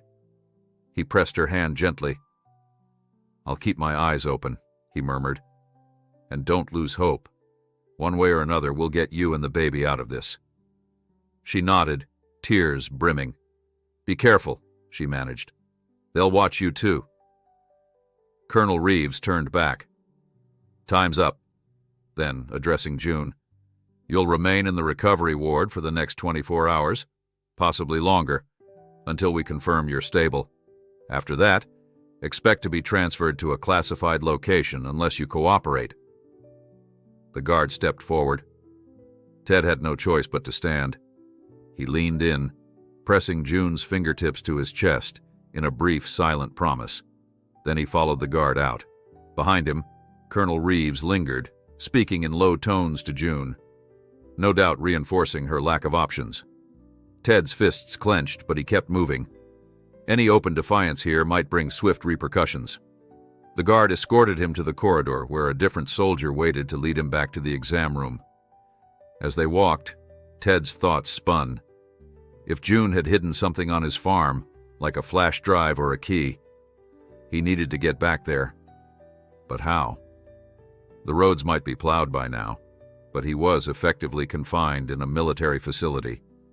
He guessed that if they decided he was free to leave, it would only be under conditions that they could track him. Even then, if he found anything, revealing it might endanger June more. A plan started to take shape in the back of his mind. He'd cooperate enough to avoid suspicion, wait for an opportunity, and return home under some pretext. Maybe gather supplies or handle his livestock. If that was permitted, he could search for whatever June left. If he discovered evidence, he could figure out who to trust outside the military chain of command, someone who could blow the whistle properly. When he returned to the exam room, he was surprised to see Captain Mathers waiting inside, arms folded. "Colonel Reeves gave me the update," Mathers said curtly. "Ms. Carlson is still withholding the critical details. How about you?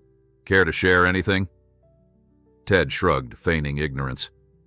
"She's too frightened to talk. I'm just a bystander trying to help. She hasn't told me where she hid anything. Maybe she's bluffing." Mathers watched him with narrowed eyes, then exhaled. "We'll see. For now, you can rest. The storm's finally broken, so you might be able to head back to your farm soon." Ted kept his expression carefully neutral, though inside excitement flared. "I should check on my cattle. They'll need feeding, and my property's probably a mess." Mathers nodded. "Likely so. Colonel Reeves may permit you to return under escort, at least briefly. Once we confirm, Ms. Carlson doesn't require further medical emergency. But if you find anything at all, related to that stolen data, you report it directly to us. Understood?" "Understood," Ted echoed, hoping his face didn't betray too much relief. Mathers jerked his head toward the corridor. "Come with me. We'll get you squared away in the overnight quarters. Tomorrow we'll arrange transport. I assume you want to see the baby again before you leave?" Ted's heart twinged. Yes, absolutely. They left the exam room. Mathers led him to a small dormitory wing. The hallway featured a series of plain metal doors, each labeled with numbers reminiscent of a barracks. Mathers opened one of them with a key card, revealing a Spartan bedroom, cot, desk, a small sink, and a locked cabinet. "This is temporary lodging," Mathers said. "Someone will come by in a few hours to debrief you further. Then we'll discuss the logistics of heading back to your farm. For now, get some rest." Ted nodded, stepping inside. Before he could speak, Mathers shut the door. Ted heard the lock engage with a click that set him on edge. He tested the handle, discovering it wouldn't turn from within. They were locking him in, though presumably not forever. He glanced around the cramped room, noticing a security camera tucked high in the corner. So there would be no privacy, even here. With a weary sigh, he unzipped his coat and sat on the cot. The events since the storm had climaxed in a swirl of births, secrets, threats, and now captivity, albeit a relatively mild form of it. His heart ached for June. He knew she was lying in a hospital bed, possibly alone, fearful about her child's future. At least the baby was safe in the nursery for the moment, not wrenched away. Yet the thought of forging any plan under constant surveillance felt daunting. Staring at the blank walls, Ted began formulating a strategy. First, he had to convince them of his cooperation. Second, he needed to get back to the farm. Third, he must search for any clue that June might have hidden. Some piece of hardware, perhaps. If he did find anything, he'd need to smuggle it to a source outside the Army's reach. The question was, whom could he trust? His mind wandered to an old friend who once worked as a small-town reporter, but that friend was retired, and the story might be too big for a local newspaper. Another notion: contacting a senator's office known for investigating military oversights, but how to make that call without being overheard. Fatigue rolled over him in waves. He realized he hadn't slept properly in days. Tension buzzed in his skull, but eventually exhaustion overcame him. He stretched out on the cot, letting his eyes close, and drifted into a dreamless stupor. He awoke sometime later to a quiet knock. The lock clicked, and a soldier stepped in, bearing a tray with simple food, a sandwich, apple, and bottle of water. The soldier left without speaking, shutting the door again. Ted rubbed his eyes, blinking away the haze of sleep, and took a few bites, not truly tasting anything. His thoughts immediately returned to June and the baby, his mind roiling with worry and half-formed ideas. An hour after that, the door opened once more. Captain Mathers entered, this time without an escort. "Holloway, we're heading to the farm in an hour. Pack up. You'll be under watch, but we need to check the scene anyway. Confirm no suspicious items were left behind." He gave Ted a significant look. "Be honest with us and we won't have a problem. Ready?" Ted stood, swallowing back a tremor of anticipation. This was his chance. "Yes," he said. "Let me just see the baby before we go." Mathers paused a moment, then nodded. "Fine. Make it quick. We'll gather in the corridor after." Ted followed him out. They made a brief stop at the nursery. The baby slept soundly, tiny chest rising and falling under the blanket. Ted gently touched her small hand, fighting the urge to scoop her up. Mathers cleared his throat, and Ted leaned closer, whispering, "Hold on, little one. I'll look after your mother's truth. I promise." Captain Mathers escorted Ted from the nursery with brisk efficiency. Moments later, they entered an SUV idling near the facility's main gate. Snow still rimed the edges of the pavement, but a narrow path had been plowed. Two other soldiers, armed but calm, climbed in after them. Ted settled into the back seat, glancing at Mathers, who sat rigidly in front. The driver, another guard, pulled out onto a lonely highway flanked by drifts of white. The trip began in uncomfortable silence. Through the window, Ted watched the barren winter landscape blur past. Fields lay glazed with ice, telephone poles tilted under the weight of accumulated snow. Occasionally, they passed a battered truck struggling down the barely cleared road. Ted's thoughts churned, anticipating the search at his farm. He suspected the guards would comb every inch for contraband or hidden devices. He had to stay composed and hope that if June really had planted something, he could find it first. When they reached Cedar Valley, the wind had died, revealing a crisp blue sky overhead. Ted's farm came into view, the main house stoic among tall drifts, the barn's weathered exterior half buried. A swirl of alarm washed through him when he noticed that the front gate sagged. Strange footprints marred the path near the driveway, as if visitors had come during the storm. Yet no vehicle tracks were visible. He felt a twist of worry. Could someone else have arrived before them? Mathers gestured to the driver, who pulled up to the farmhouse. The soldiers hopped out, assault rifles slung across their chests. Ted followed, bracing against the cold. He approached the porch, recalling vividly how June had stumbled here days earlier. The memory filled him with renewed determination. He had to find whatever June left behind. "All right," Captain Mathers said. "We'll do a thorough check to confirm no hidden materials remain. We don't want any surprises. Show us around." Ted nodded, climbing the porch steps. He unlocked the door, stepping into the living room where old coals in the fireplace reminded him of that frantic night. A few disheveled blankets lay piled on the couch. One soldier began rifling through them. Ted tried not to protest. Resistance would only arouse suspicions. Another soldier started opening drawers in the kitchen. Captain Mathers scanned the walls and shelves, gaze keen. Ted volunteered to fetch feed from the barn, hoping to separate from them. "My livestock needs attention," he said evenly. "We had a big storm, and they'll be hungry. If you don't mind, I'll handle that now." Mathers narrowed his eyes. "We'll come along. Nobody moves alone." Ted swallowed frustration and led them outside. Tramping through knee-high snow, they reached the barn. Its doors were partially drifted shut, but Ted gave them a hard shove. The soldiers swept in, checking corners with methodical caution. Dust motes whirled in the chilly light. Ted flicked on a single overhead bulb, revealing stalls where two horses nickered in greeting. In the back, a battered wooden table displayed old tools. "Gather your feed," Mathers ordered, moving aside. Ted pretended to rummage for sacks of grain, yet his gaze flicked across the barn, recalling June's abrupt labor.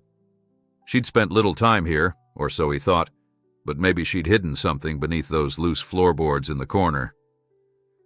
He remembered storing old bales there years ago. Could it be a perfect spot for a small object? He hoisted a bag of feed, stepping toward the stalls. The horses jostled eagerly. While he poured grain into troughs, the soldiers poked around, scanning every nook. Ted tried to gauge their thoroughness. One soldier opened an old tack trunk, rummaging inside. Another began tapping the wall planks. Captain Mathers kept watch from the doorway, boots planted. Ted realized that if there was a cache, it might be discovered, unless he found it first. Time stretched under that relentless scrutiny. Ted decided to distract them. "Captain," he called, turning from the horse stall. "Mind giving me a hand? One of these horses seems skittish. She might need a gentle approach so I can check her leg." Mathers hesitated, then approached. Meanwhile, the two other soldiers paused their search, watching. Ted crouched by the horse's front leg, pretending to examine it. The mare whinnied. "She's a bit jumpy," Ted said, loud enough for all to hear. "Can you grab that brush behind you? Sometimes grooming calms her." Mathers glanced behind him, momentarily turning his back on the open area near the battered table. Sensing an opportunity, Ted rose swiftly, crossing to the corner where a stack of spare lumber leaned. He knelt as if to check something on the floor. Under the table, the ground was scattered with straw. If June had left anything, it might be concealed beneath. He slid a hand across the boards, heart pounding. His fingertips brushed against something metallic. Carefully, he tugged and felt a small gap. One board lifted slightly. Beneath lay a narrow space, just big enough for a palm-sized device. In that instant, he glimpsed a black USB drive taped to the underside. His pulse thundered. That had to be the encryption key or a piece of it. But how could he retrieve it without alerting the soldiers? Tensing, he released the board gently, leaving the drive in place. Then he shuffled straw to cover the area. Before anyone noticed, he straightened. Mathers turned back, brush in hand. "Problem solved?" he asked curtly. Ted forced a casual nod. "She's calmer now, thanks," Mathers grunted. "Let's move on. We need to check the rest of the property. Once we finish, we'll return to base." They headed back outside. The crisp air stung Ted's cheeks. He wrestled with how to retrieve the hidden item. If he tried now, the soldiers would see. He needed a distraction that drew them away from the barn. But time was limited. He trudged along as they circled around the perimeter of the house. The men took note of footprints crossing the yard, though Ted couldn't say who made them. Possibly search teams from earlier, or maybe an animal. He offered no theories. Eventually, they returned inside for a final sweep. One soldier rummaged through Lucy's old bedroom, while another opened every cabinet in Ted's modest kitchen. Throughout, Captain Mathers eyed Ted, as if expecting some confession. but Ted kept quiet, praying they wouldn't recheck the barn floor. When it seemed the search was done, Mathers holstered his sidearm and removed gloves. "All clear," he said, sounding almost disappointed. "No sign of illicit materials. We'll lock up. Let's go." Ted forced a small cough. "Could I just stoke the fire before we leave? Don't want my pipes freezing again." Mathers glanced around. "Make it quick." Ted shoved a log into the hearth, stirring up embers. He needed an excuse to slip away, but the men hovered too closely. Finally, he found his chance. "Forgot the main water valve in the barn loft. If it's not set right, the lines can crack. Let me fix that, or I'll lose half my plumbing." Mathers frowned. "We didn't see any valve in the loft." Ted shrugged. "It's behind a partition. Old farmhouse design. If we freeze, we can't get water for the animals. Won't take more than 2 minutes." Mathers studied him with suspicion. "One of my men goes with you. Then we're gone." Ted nodded. "Fine by me." They headed out once more, snow crunching underfoot. Ted fought to keep his breathing steady. One soldier, a middle-aged corporal with tired eyes, trailed him. Captain Mathers and the other guards stayed by the SUV. "Hurry!" Mathers called. "We're not staying longer than we must." Ted trudged into the barn, flipping on the bulb again. The corporal followed. Ted climbed a rickety ladder to the loft, stepping onto dusty planks. Bales of hay lined the walls, and faint sunlight slanted through small windows. "Valves behind these," Ted lied, moving to one corner. He started fussing with piping that lay along the back wall.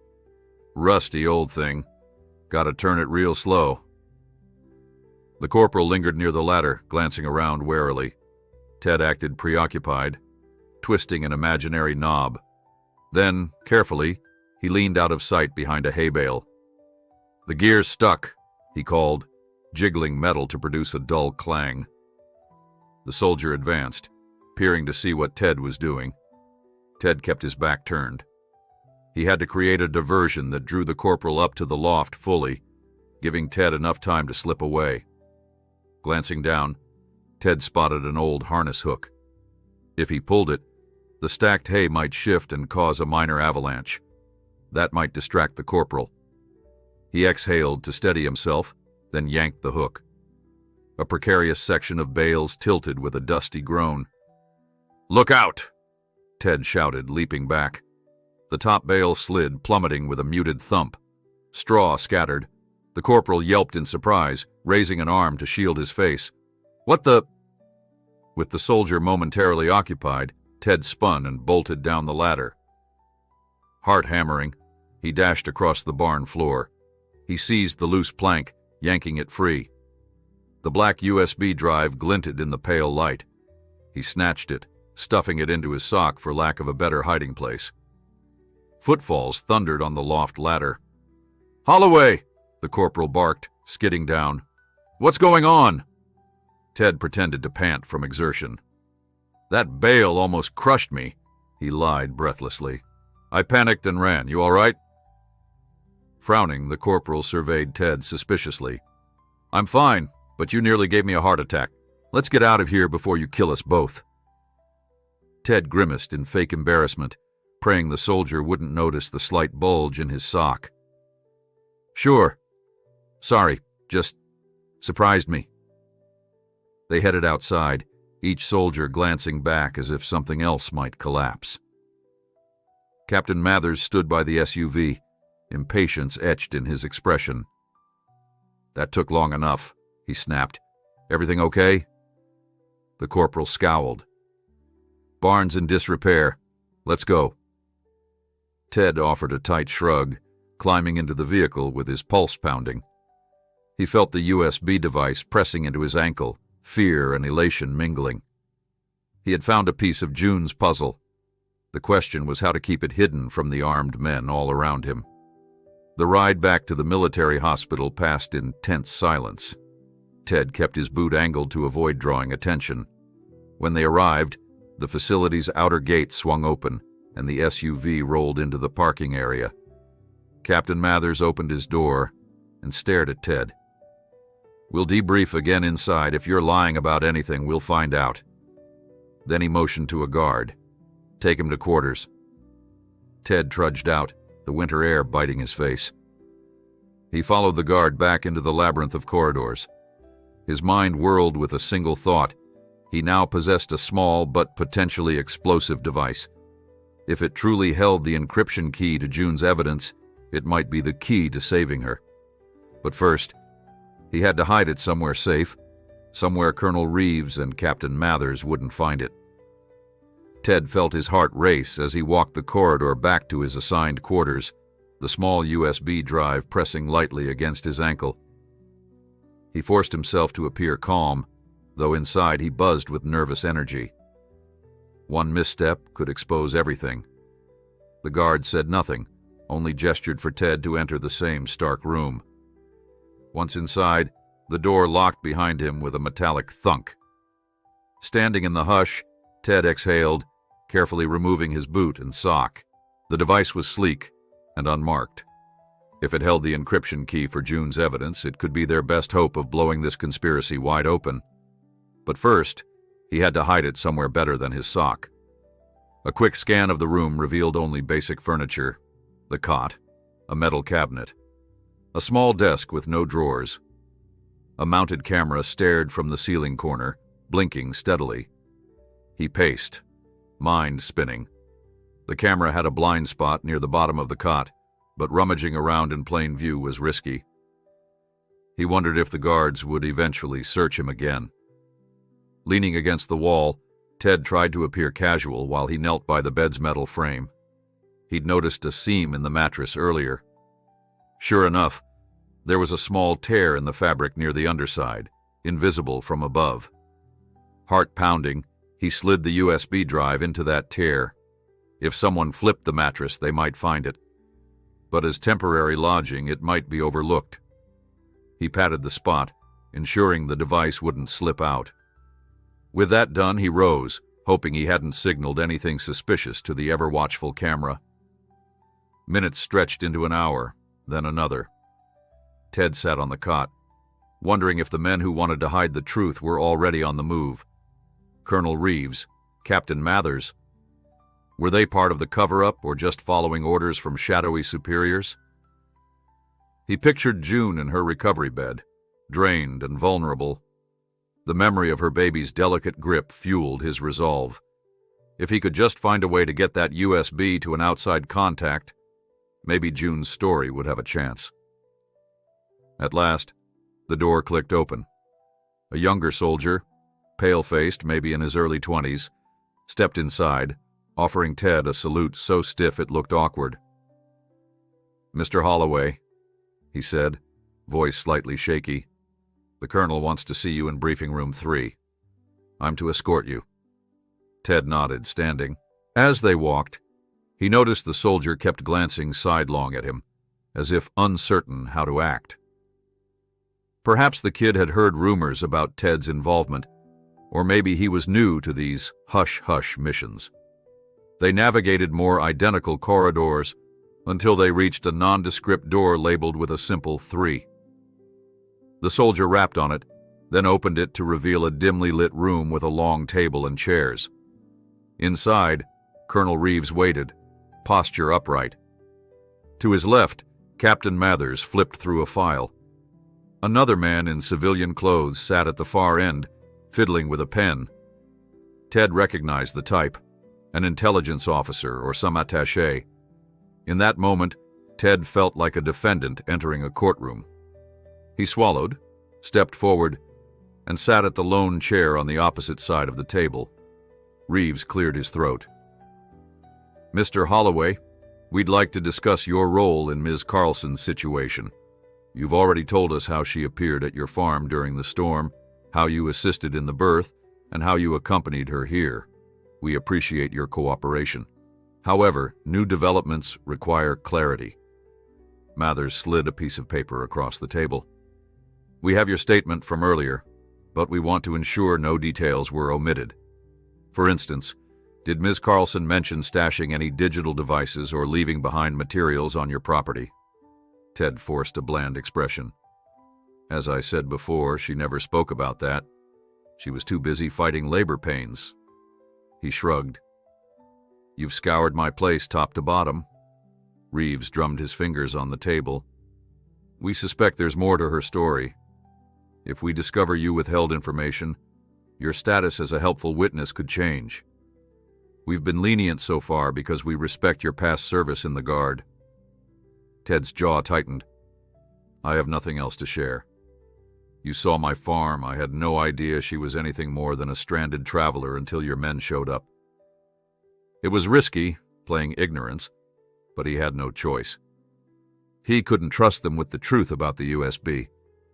The civilian leaned forward. I'm Mr. Blakely, from a specialized intelligence unit. We're tasked with investigating Ms. Carlson's allegations. Sometimes people try to smuggle contraband out of a search site. Are you absolutely certain you found nothing while at the farm? Ted locked his gaze on Blakely. Certain. He had to bury the flicker of guilt that threatened to show on his face. My priority was feeding the animals and checking for storm damage. Indeed, Blakely said, scanning Ted's expression as if searching for tells. We'll cross-check your story with the men who accompanied you. Go ahead, Ted replied, voice steady as he could manage. Silence settled. Reeves and Mathers exchanged a glance, then Reeves spoke again. We'll keep you here a bit longer, but we're not detaining you indefinitely. You're free to move within certain zones under escort. Keep in mind that Ms. Carlson's well-being depends partly on her willingness to share critical information. If you push her to withhold it, you could harm her case. Ted almost laughed at the hypocrisy. Instead, he nodded once. Understood. Mathers slid the paper back into a file. All right. That's all for now. We'll contact you if more questions arise. Blakely rose, adjusting his tie. I'm heading to the hospital wing to see Ms. Carlson myself. We'll see if she's had a change of heart. A spike of anger knifed through Ted, imagining Blakely pressuring June. But he kept quiet. Reeves gestured to the door. The younger soldier, still standing near the threshold, motioned for Ted to follow. Together they left the briefing room, the door clicking shut behind them. In the corridor, the soldier cleared his throat. You want to grab coffee or something? The mess hall is open for staff. Might be allowed a quick stop before we head back to your quarters. Ted was about to refuse. He had no appetite, but then realized coffee might give him a chance to glean more info. Sure. Coffee sounds good. They walked to a modest cafeteria with sterile tables and bright overhead lights. Only a handful of personnel milled about, mostly in uniform. The soldier poured Ted a cup from a large metal urn, then nodded for him to sit. Ted cradled the steaming cup, letting the warmth radiate through his palms. The soldier joined him, sipping from his own mug. An awkward quiet fell. Ted studied the soldier's name tag. J. Wells. Eventually, Wells spoke, voice hushed. Hey, I just wanted to say I appreciate what you did for Ms. Carlson during the birth. That's not easy. He looked down as if uncertain he should continue. I know a lot of scuttlebutt is going around that she's some kind of traitor, but it's not so black and white, is it? Ted watched him carefully. No, probably not. Wells nodded, gaze darting around to ensure no one overheard. I'm new to this unit. I never signed up to be part of hush-hush missions. I just wanted to serve. Lately, I keep seeing things that, I don't know, they bother me. A flicker of hope kindled in Ted's chest. Perhaps this young soldier might be an ally, but he had to be cautious. I get that. Sometimes we have to do what's right, not what's ordered.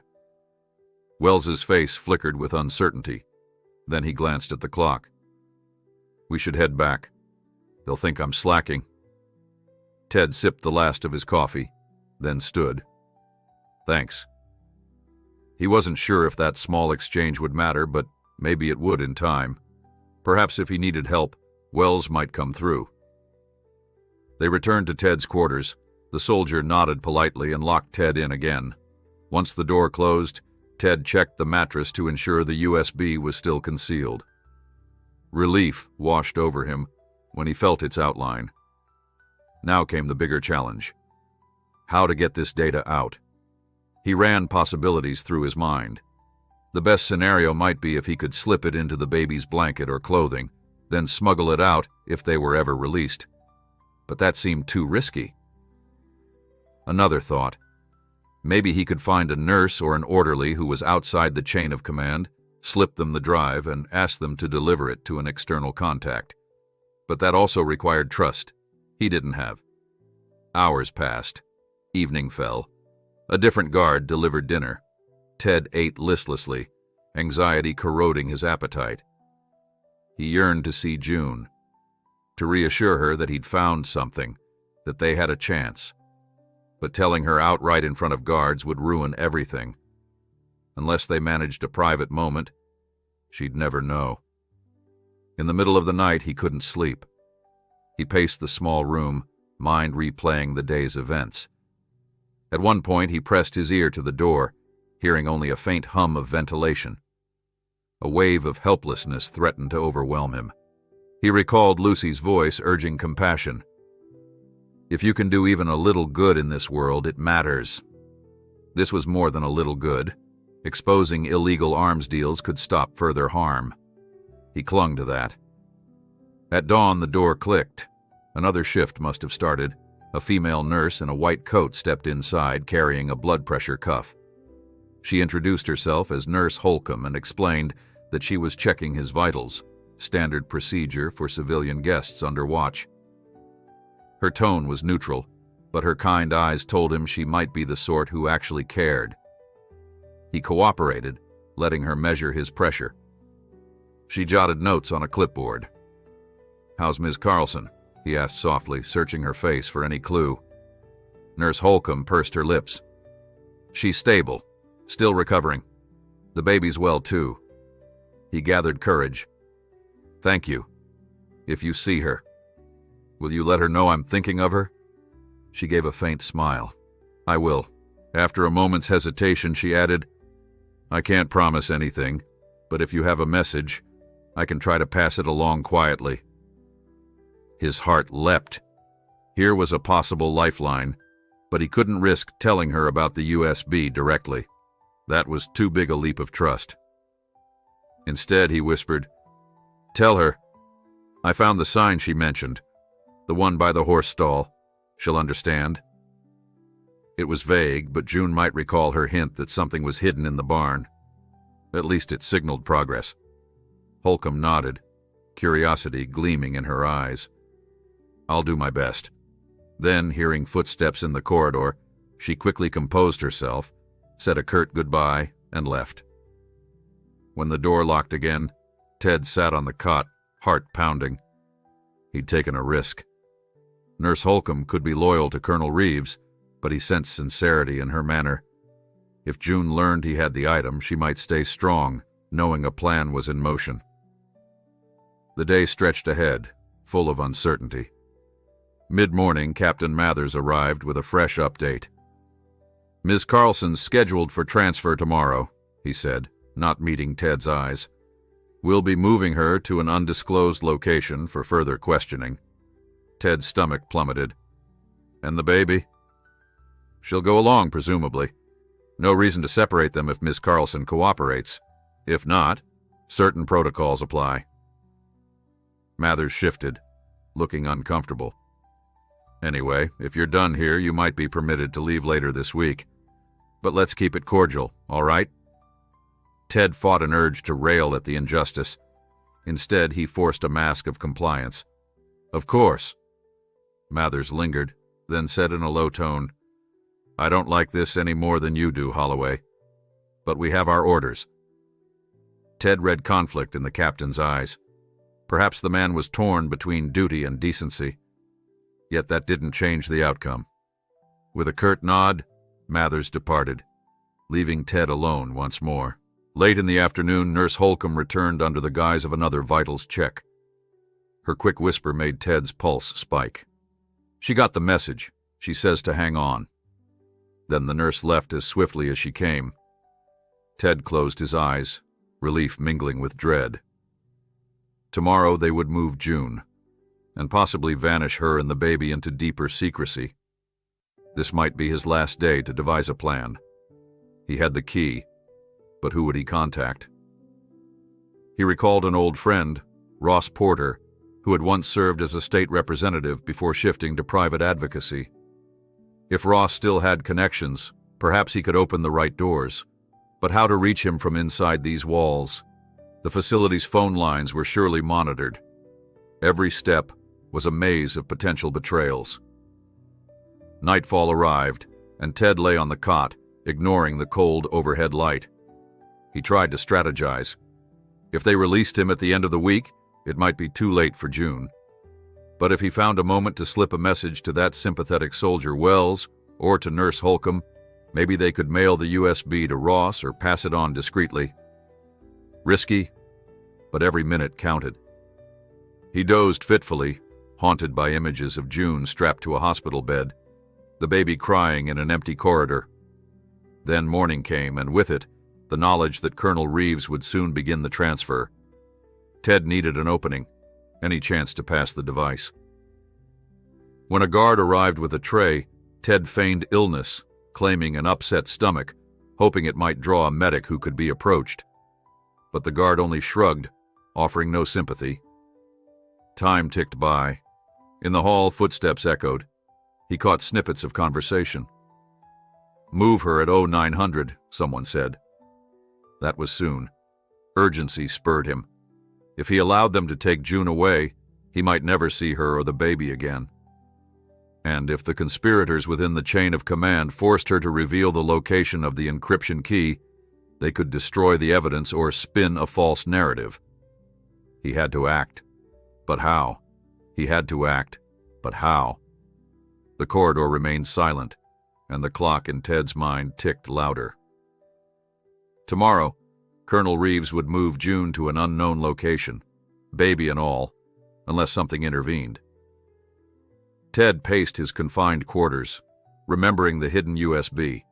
If he could somehow pass it to a trusted official, June might have leverage to secure an honest hearing. Yet every phone line here was monitored, every corridor guarded. He considered feigning a medical crisis, but they might just confine him further. Another angle was the young soldier, Wells, who had hinted at reservations about this mission. Just then, footsteps approached. The door clicked open, revealing Wells with a guarded expression. He asked if Ted needed anything, glancing over his shoulder as though worried about eavesdroppers. Ted mustered calm. "I'm good, thanks," he lied. Wells hesitated, stepped inside, and closed the door. "Sir, you saved Ms. Carlson and her baby. I've seen enough to suspect she's not our enemy. If there's corruption, I don't want to be part of hiding it." Ted exhaled, deciding to risk honesty. "I found something at my farm. It might prove her claims.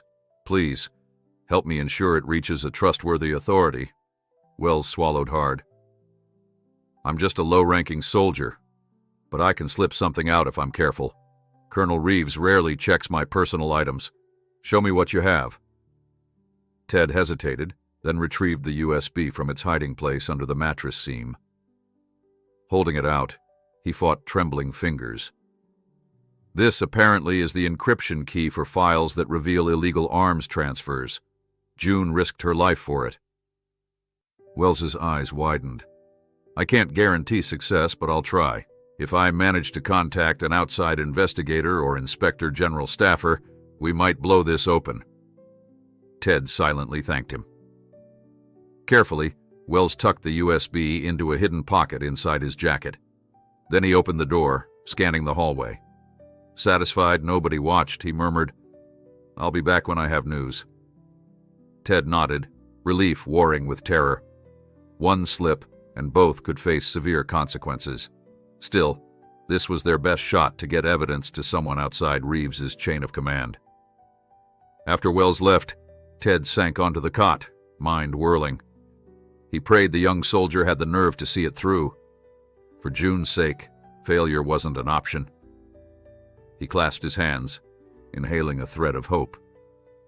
Morning broke under tense skies. Ted's door opened, revealing Captain Mathers. "They're finalizing Ms. Carlson's transfer," Mathers said flatly. "Inspector General's office hasn't arrived, so we proceed as ordered." Ted felt panic twist his gut. Had Wells failed? The captain escorted him to the main foyer, where Colonel Reeves oversaw preparations. A gray van idled outside, snow piled around its tires.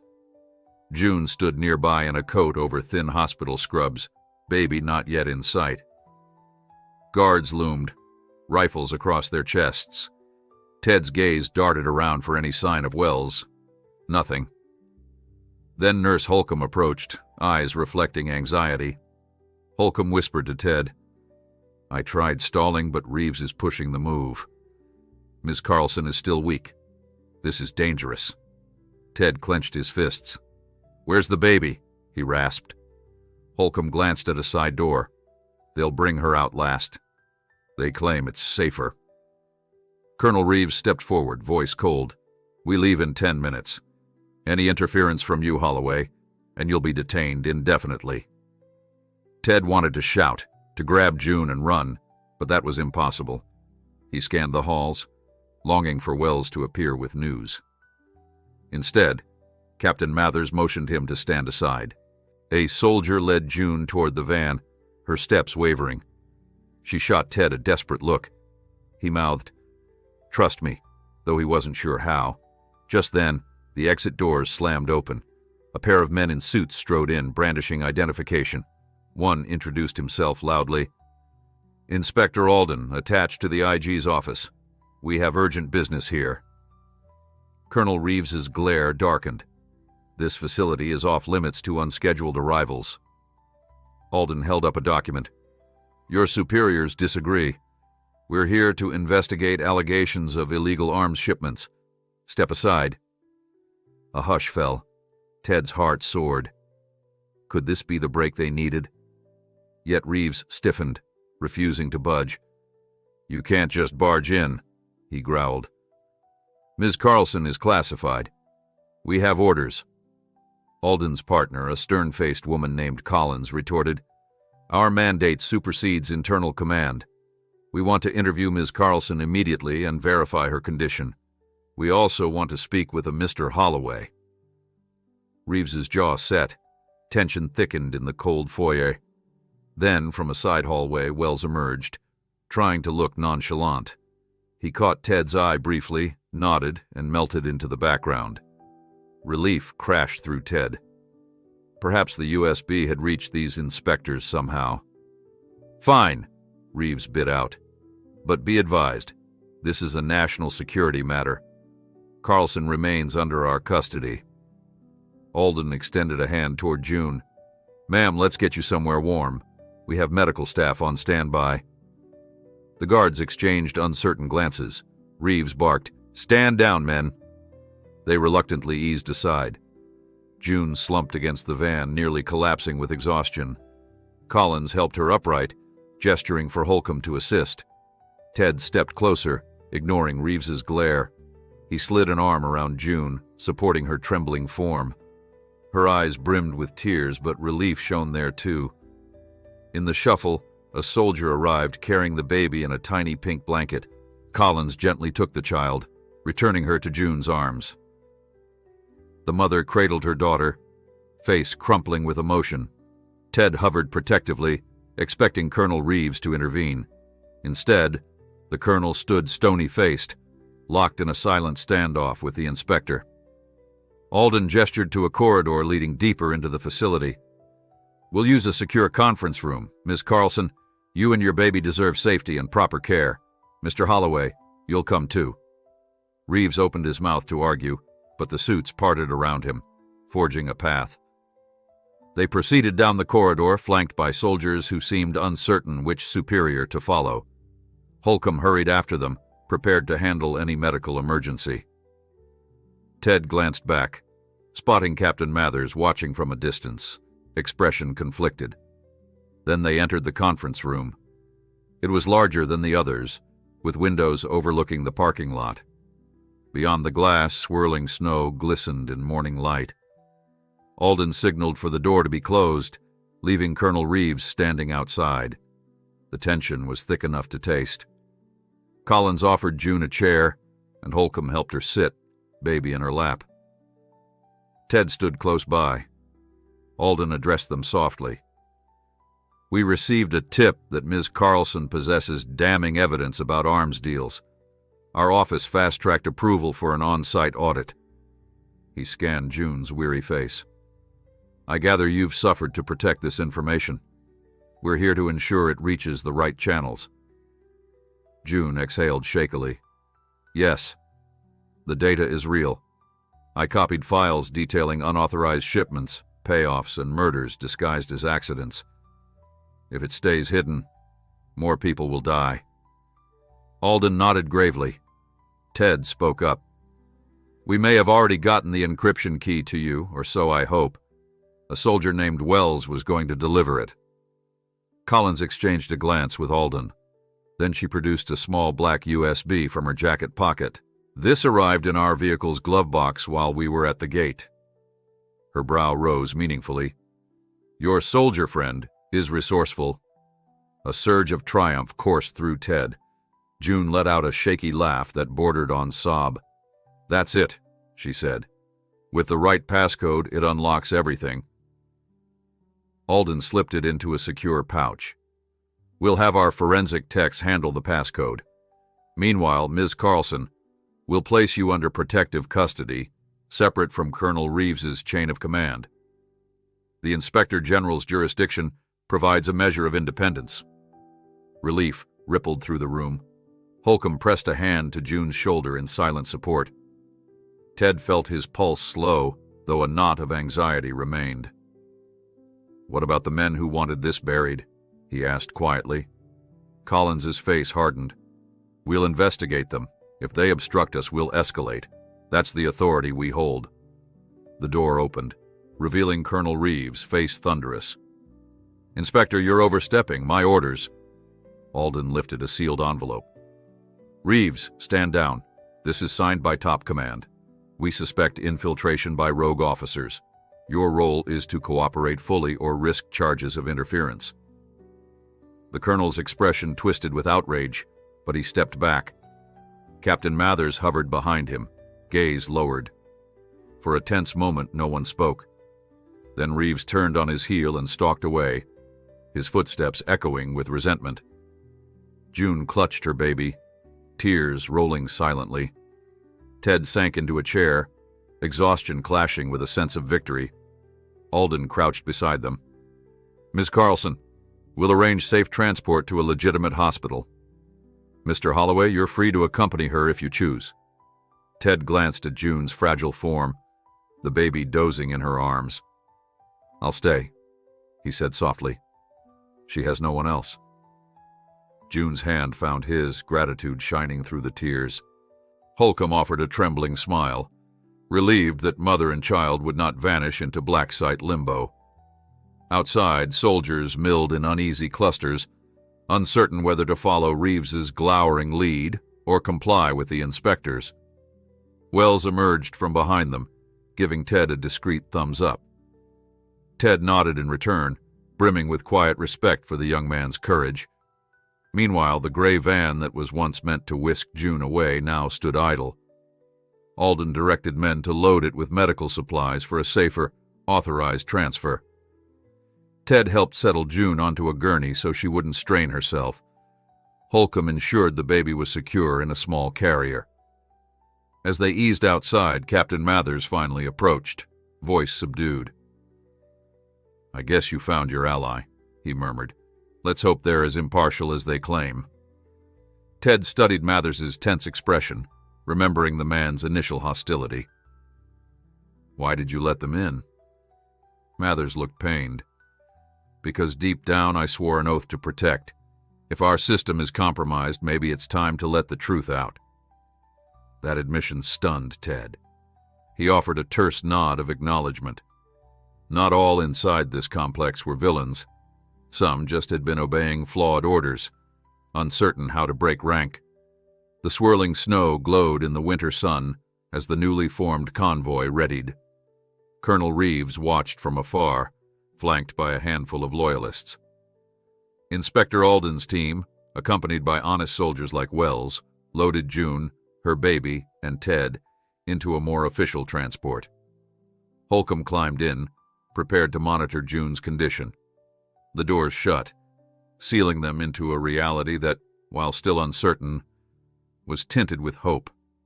The vehicles rolled past the main gate, leaving behind the silent labyrinth of locked halls. As they drove, Ted cradled the baby in his arms, marveling at how, just days before, he'd been a simple farmer. Now, he helped safeguard a mother's desperate attempt to expose hidden crimes. June, propped against pillows, gazed at him with misty gratitude. "We made it this far because you never gave up," she whispered. He shook his head. "We're here because you had the courage to run in the first place." The journey led them to a city hospital, where Inspector Alden secured a private wing. Armed with the encryption key, specialists began cracking the files. Outside experts arrived under the IG's purview, sorting data that implicated high-ranking figures in clandestine arms deals. Colonel Reeves's sphere of influence receded as each damning piece of evidence came to light.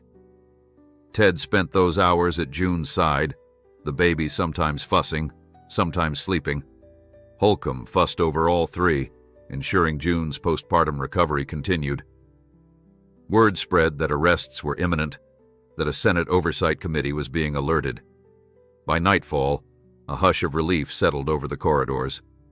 Alden appeared in June's room, eyes reflecting satisfaction. "We've confirmed the authenticity of these documents. Ms. Carlson, your testimony will be crucial. Mr. Holloway, your account of what happened at the farm also helps. We'll keep you both under protective detail until the investigation concludes." Ted's shoulders sagged, tension flooding out. They weren't free yet, but at least they weren't prisoners in some secret facility, and June's revelations were no longer easy to bury. The next morning dawned crisp and bright, a new day reflecting the fresh start. Ted ventured outside to stretch his legs. He found Wells waiting near a row of potted plants, hands in his pockets. The soldier offered a shy grin. "Guess we did something good, huh?" Ted clasped his shoulder, sincerity in his eyes. "You helped change everything, son. Thank you." Wells nodded. "I just followed my conscience. You and Ms. Carlson did the real work." Then he headed off, returning to his duties, leaving Ted with a deep gratitude for small acts of bravery. Later, Ted entered June's room, where she sat nursing her baby. Her color looked better and a gentle smile curved her lips. "They said the charges against me are dropped," she whispered. "I'm no longer a suspected traitor. Once the hearing is done, we can go." Ted eased into a chair, heart lifting. "Where will you go?"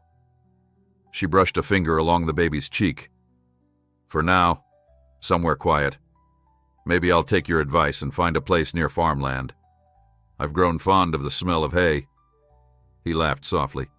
"You're always welcome in Cedar Valley if that suits you." A hush of shared warmth passed.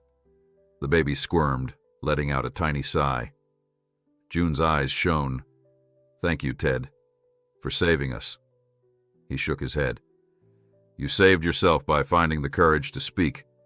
I just offered a roof, a bit of help, and maybe a chance at justice." She closed her eyes, tears slipping free. This time, they were tears of relief, not terror. In the following weeks, the Inspector General's inquiry expanded, leading to the arrest of several high-level officials involved in the arms scheme. Colonel Reeves was reassigned pending further review, while Captain Mathers cooperated in testifying about the chain of orders he received. Newspaper headlines eventually broke the story, praising an anonymous contractor for revealing the scandal. Though June's name remained shielded to protect her and her daughter, the truth finally pierced the walls of secrecy. Ted returned to Cedar Valley, the hush of snowmelt greeting him. His farm seemed unchanged at first glance, but everything felt different. He had discovered that even a lone farmer could stand up to hidden wrongs if he refused to surrender. One afternoon, a letter arrived with no return address. Inside, a single note read, "We're safe, thank you." It was signed, simply, June and Baby. Ted smiled, tucking it into a drawer. High overhead, the last remnants of winter gave way to bright skies. He strolled his property, remembering how a pregnant stranger had stumbled to his door, how her plight reshaped his quiet existence. She had faced impossible odds with unimaginable bravery, and in turn, awakened a part of him that believed in doing what was right, no matter the risk. As the wind rustled the bare branches, Ted breathed the crisp air with renewed gratitude. The storms had passed, but the memory lingered. Sometimes, the smallest kindness could spark a wave of justice that even a howling blizzard could never bury.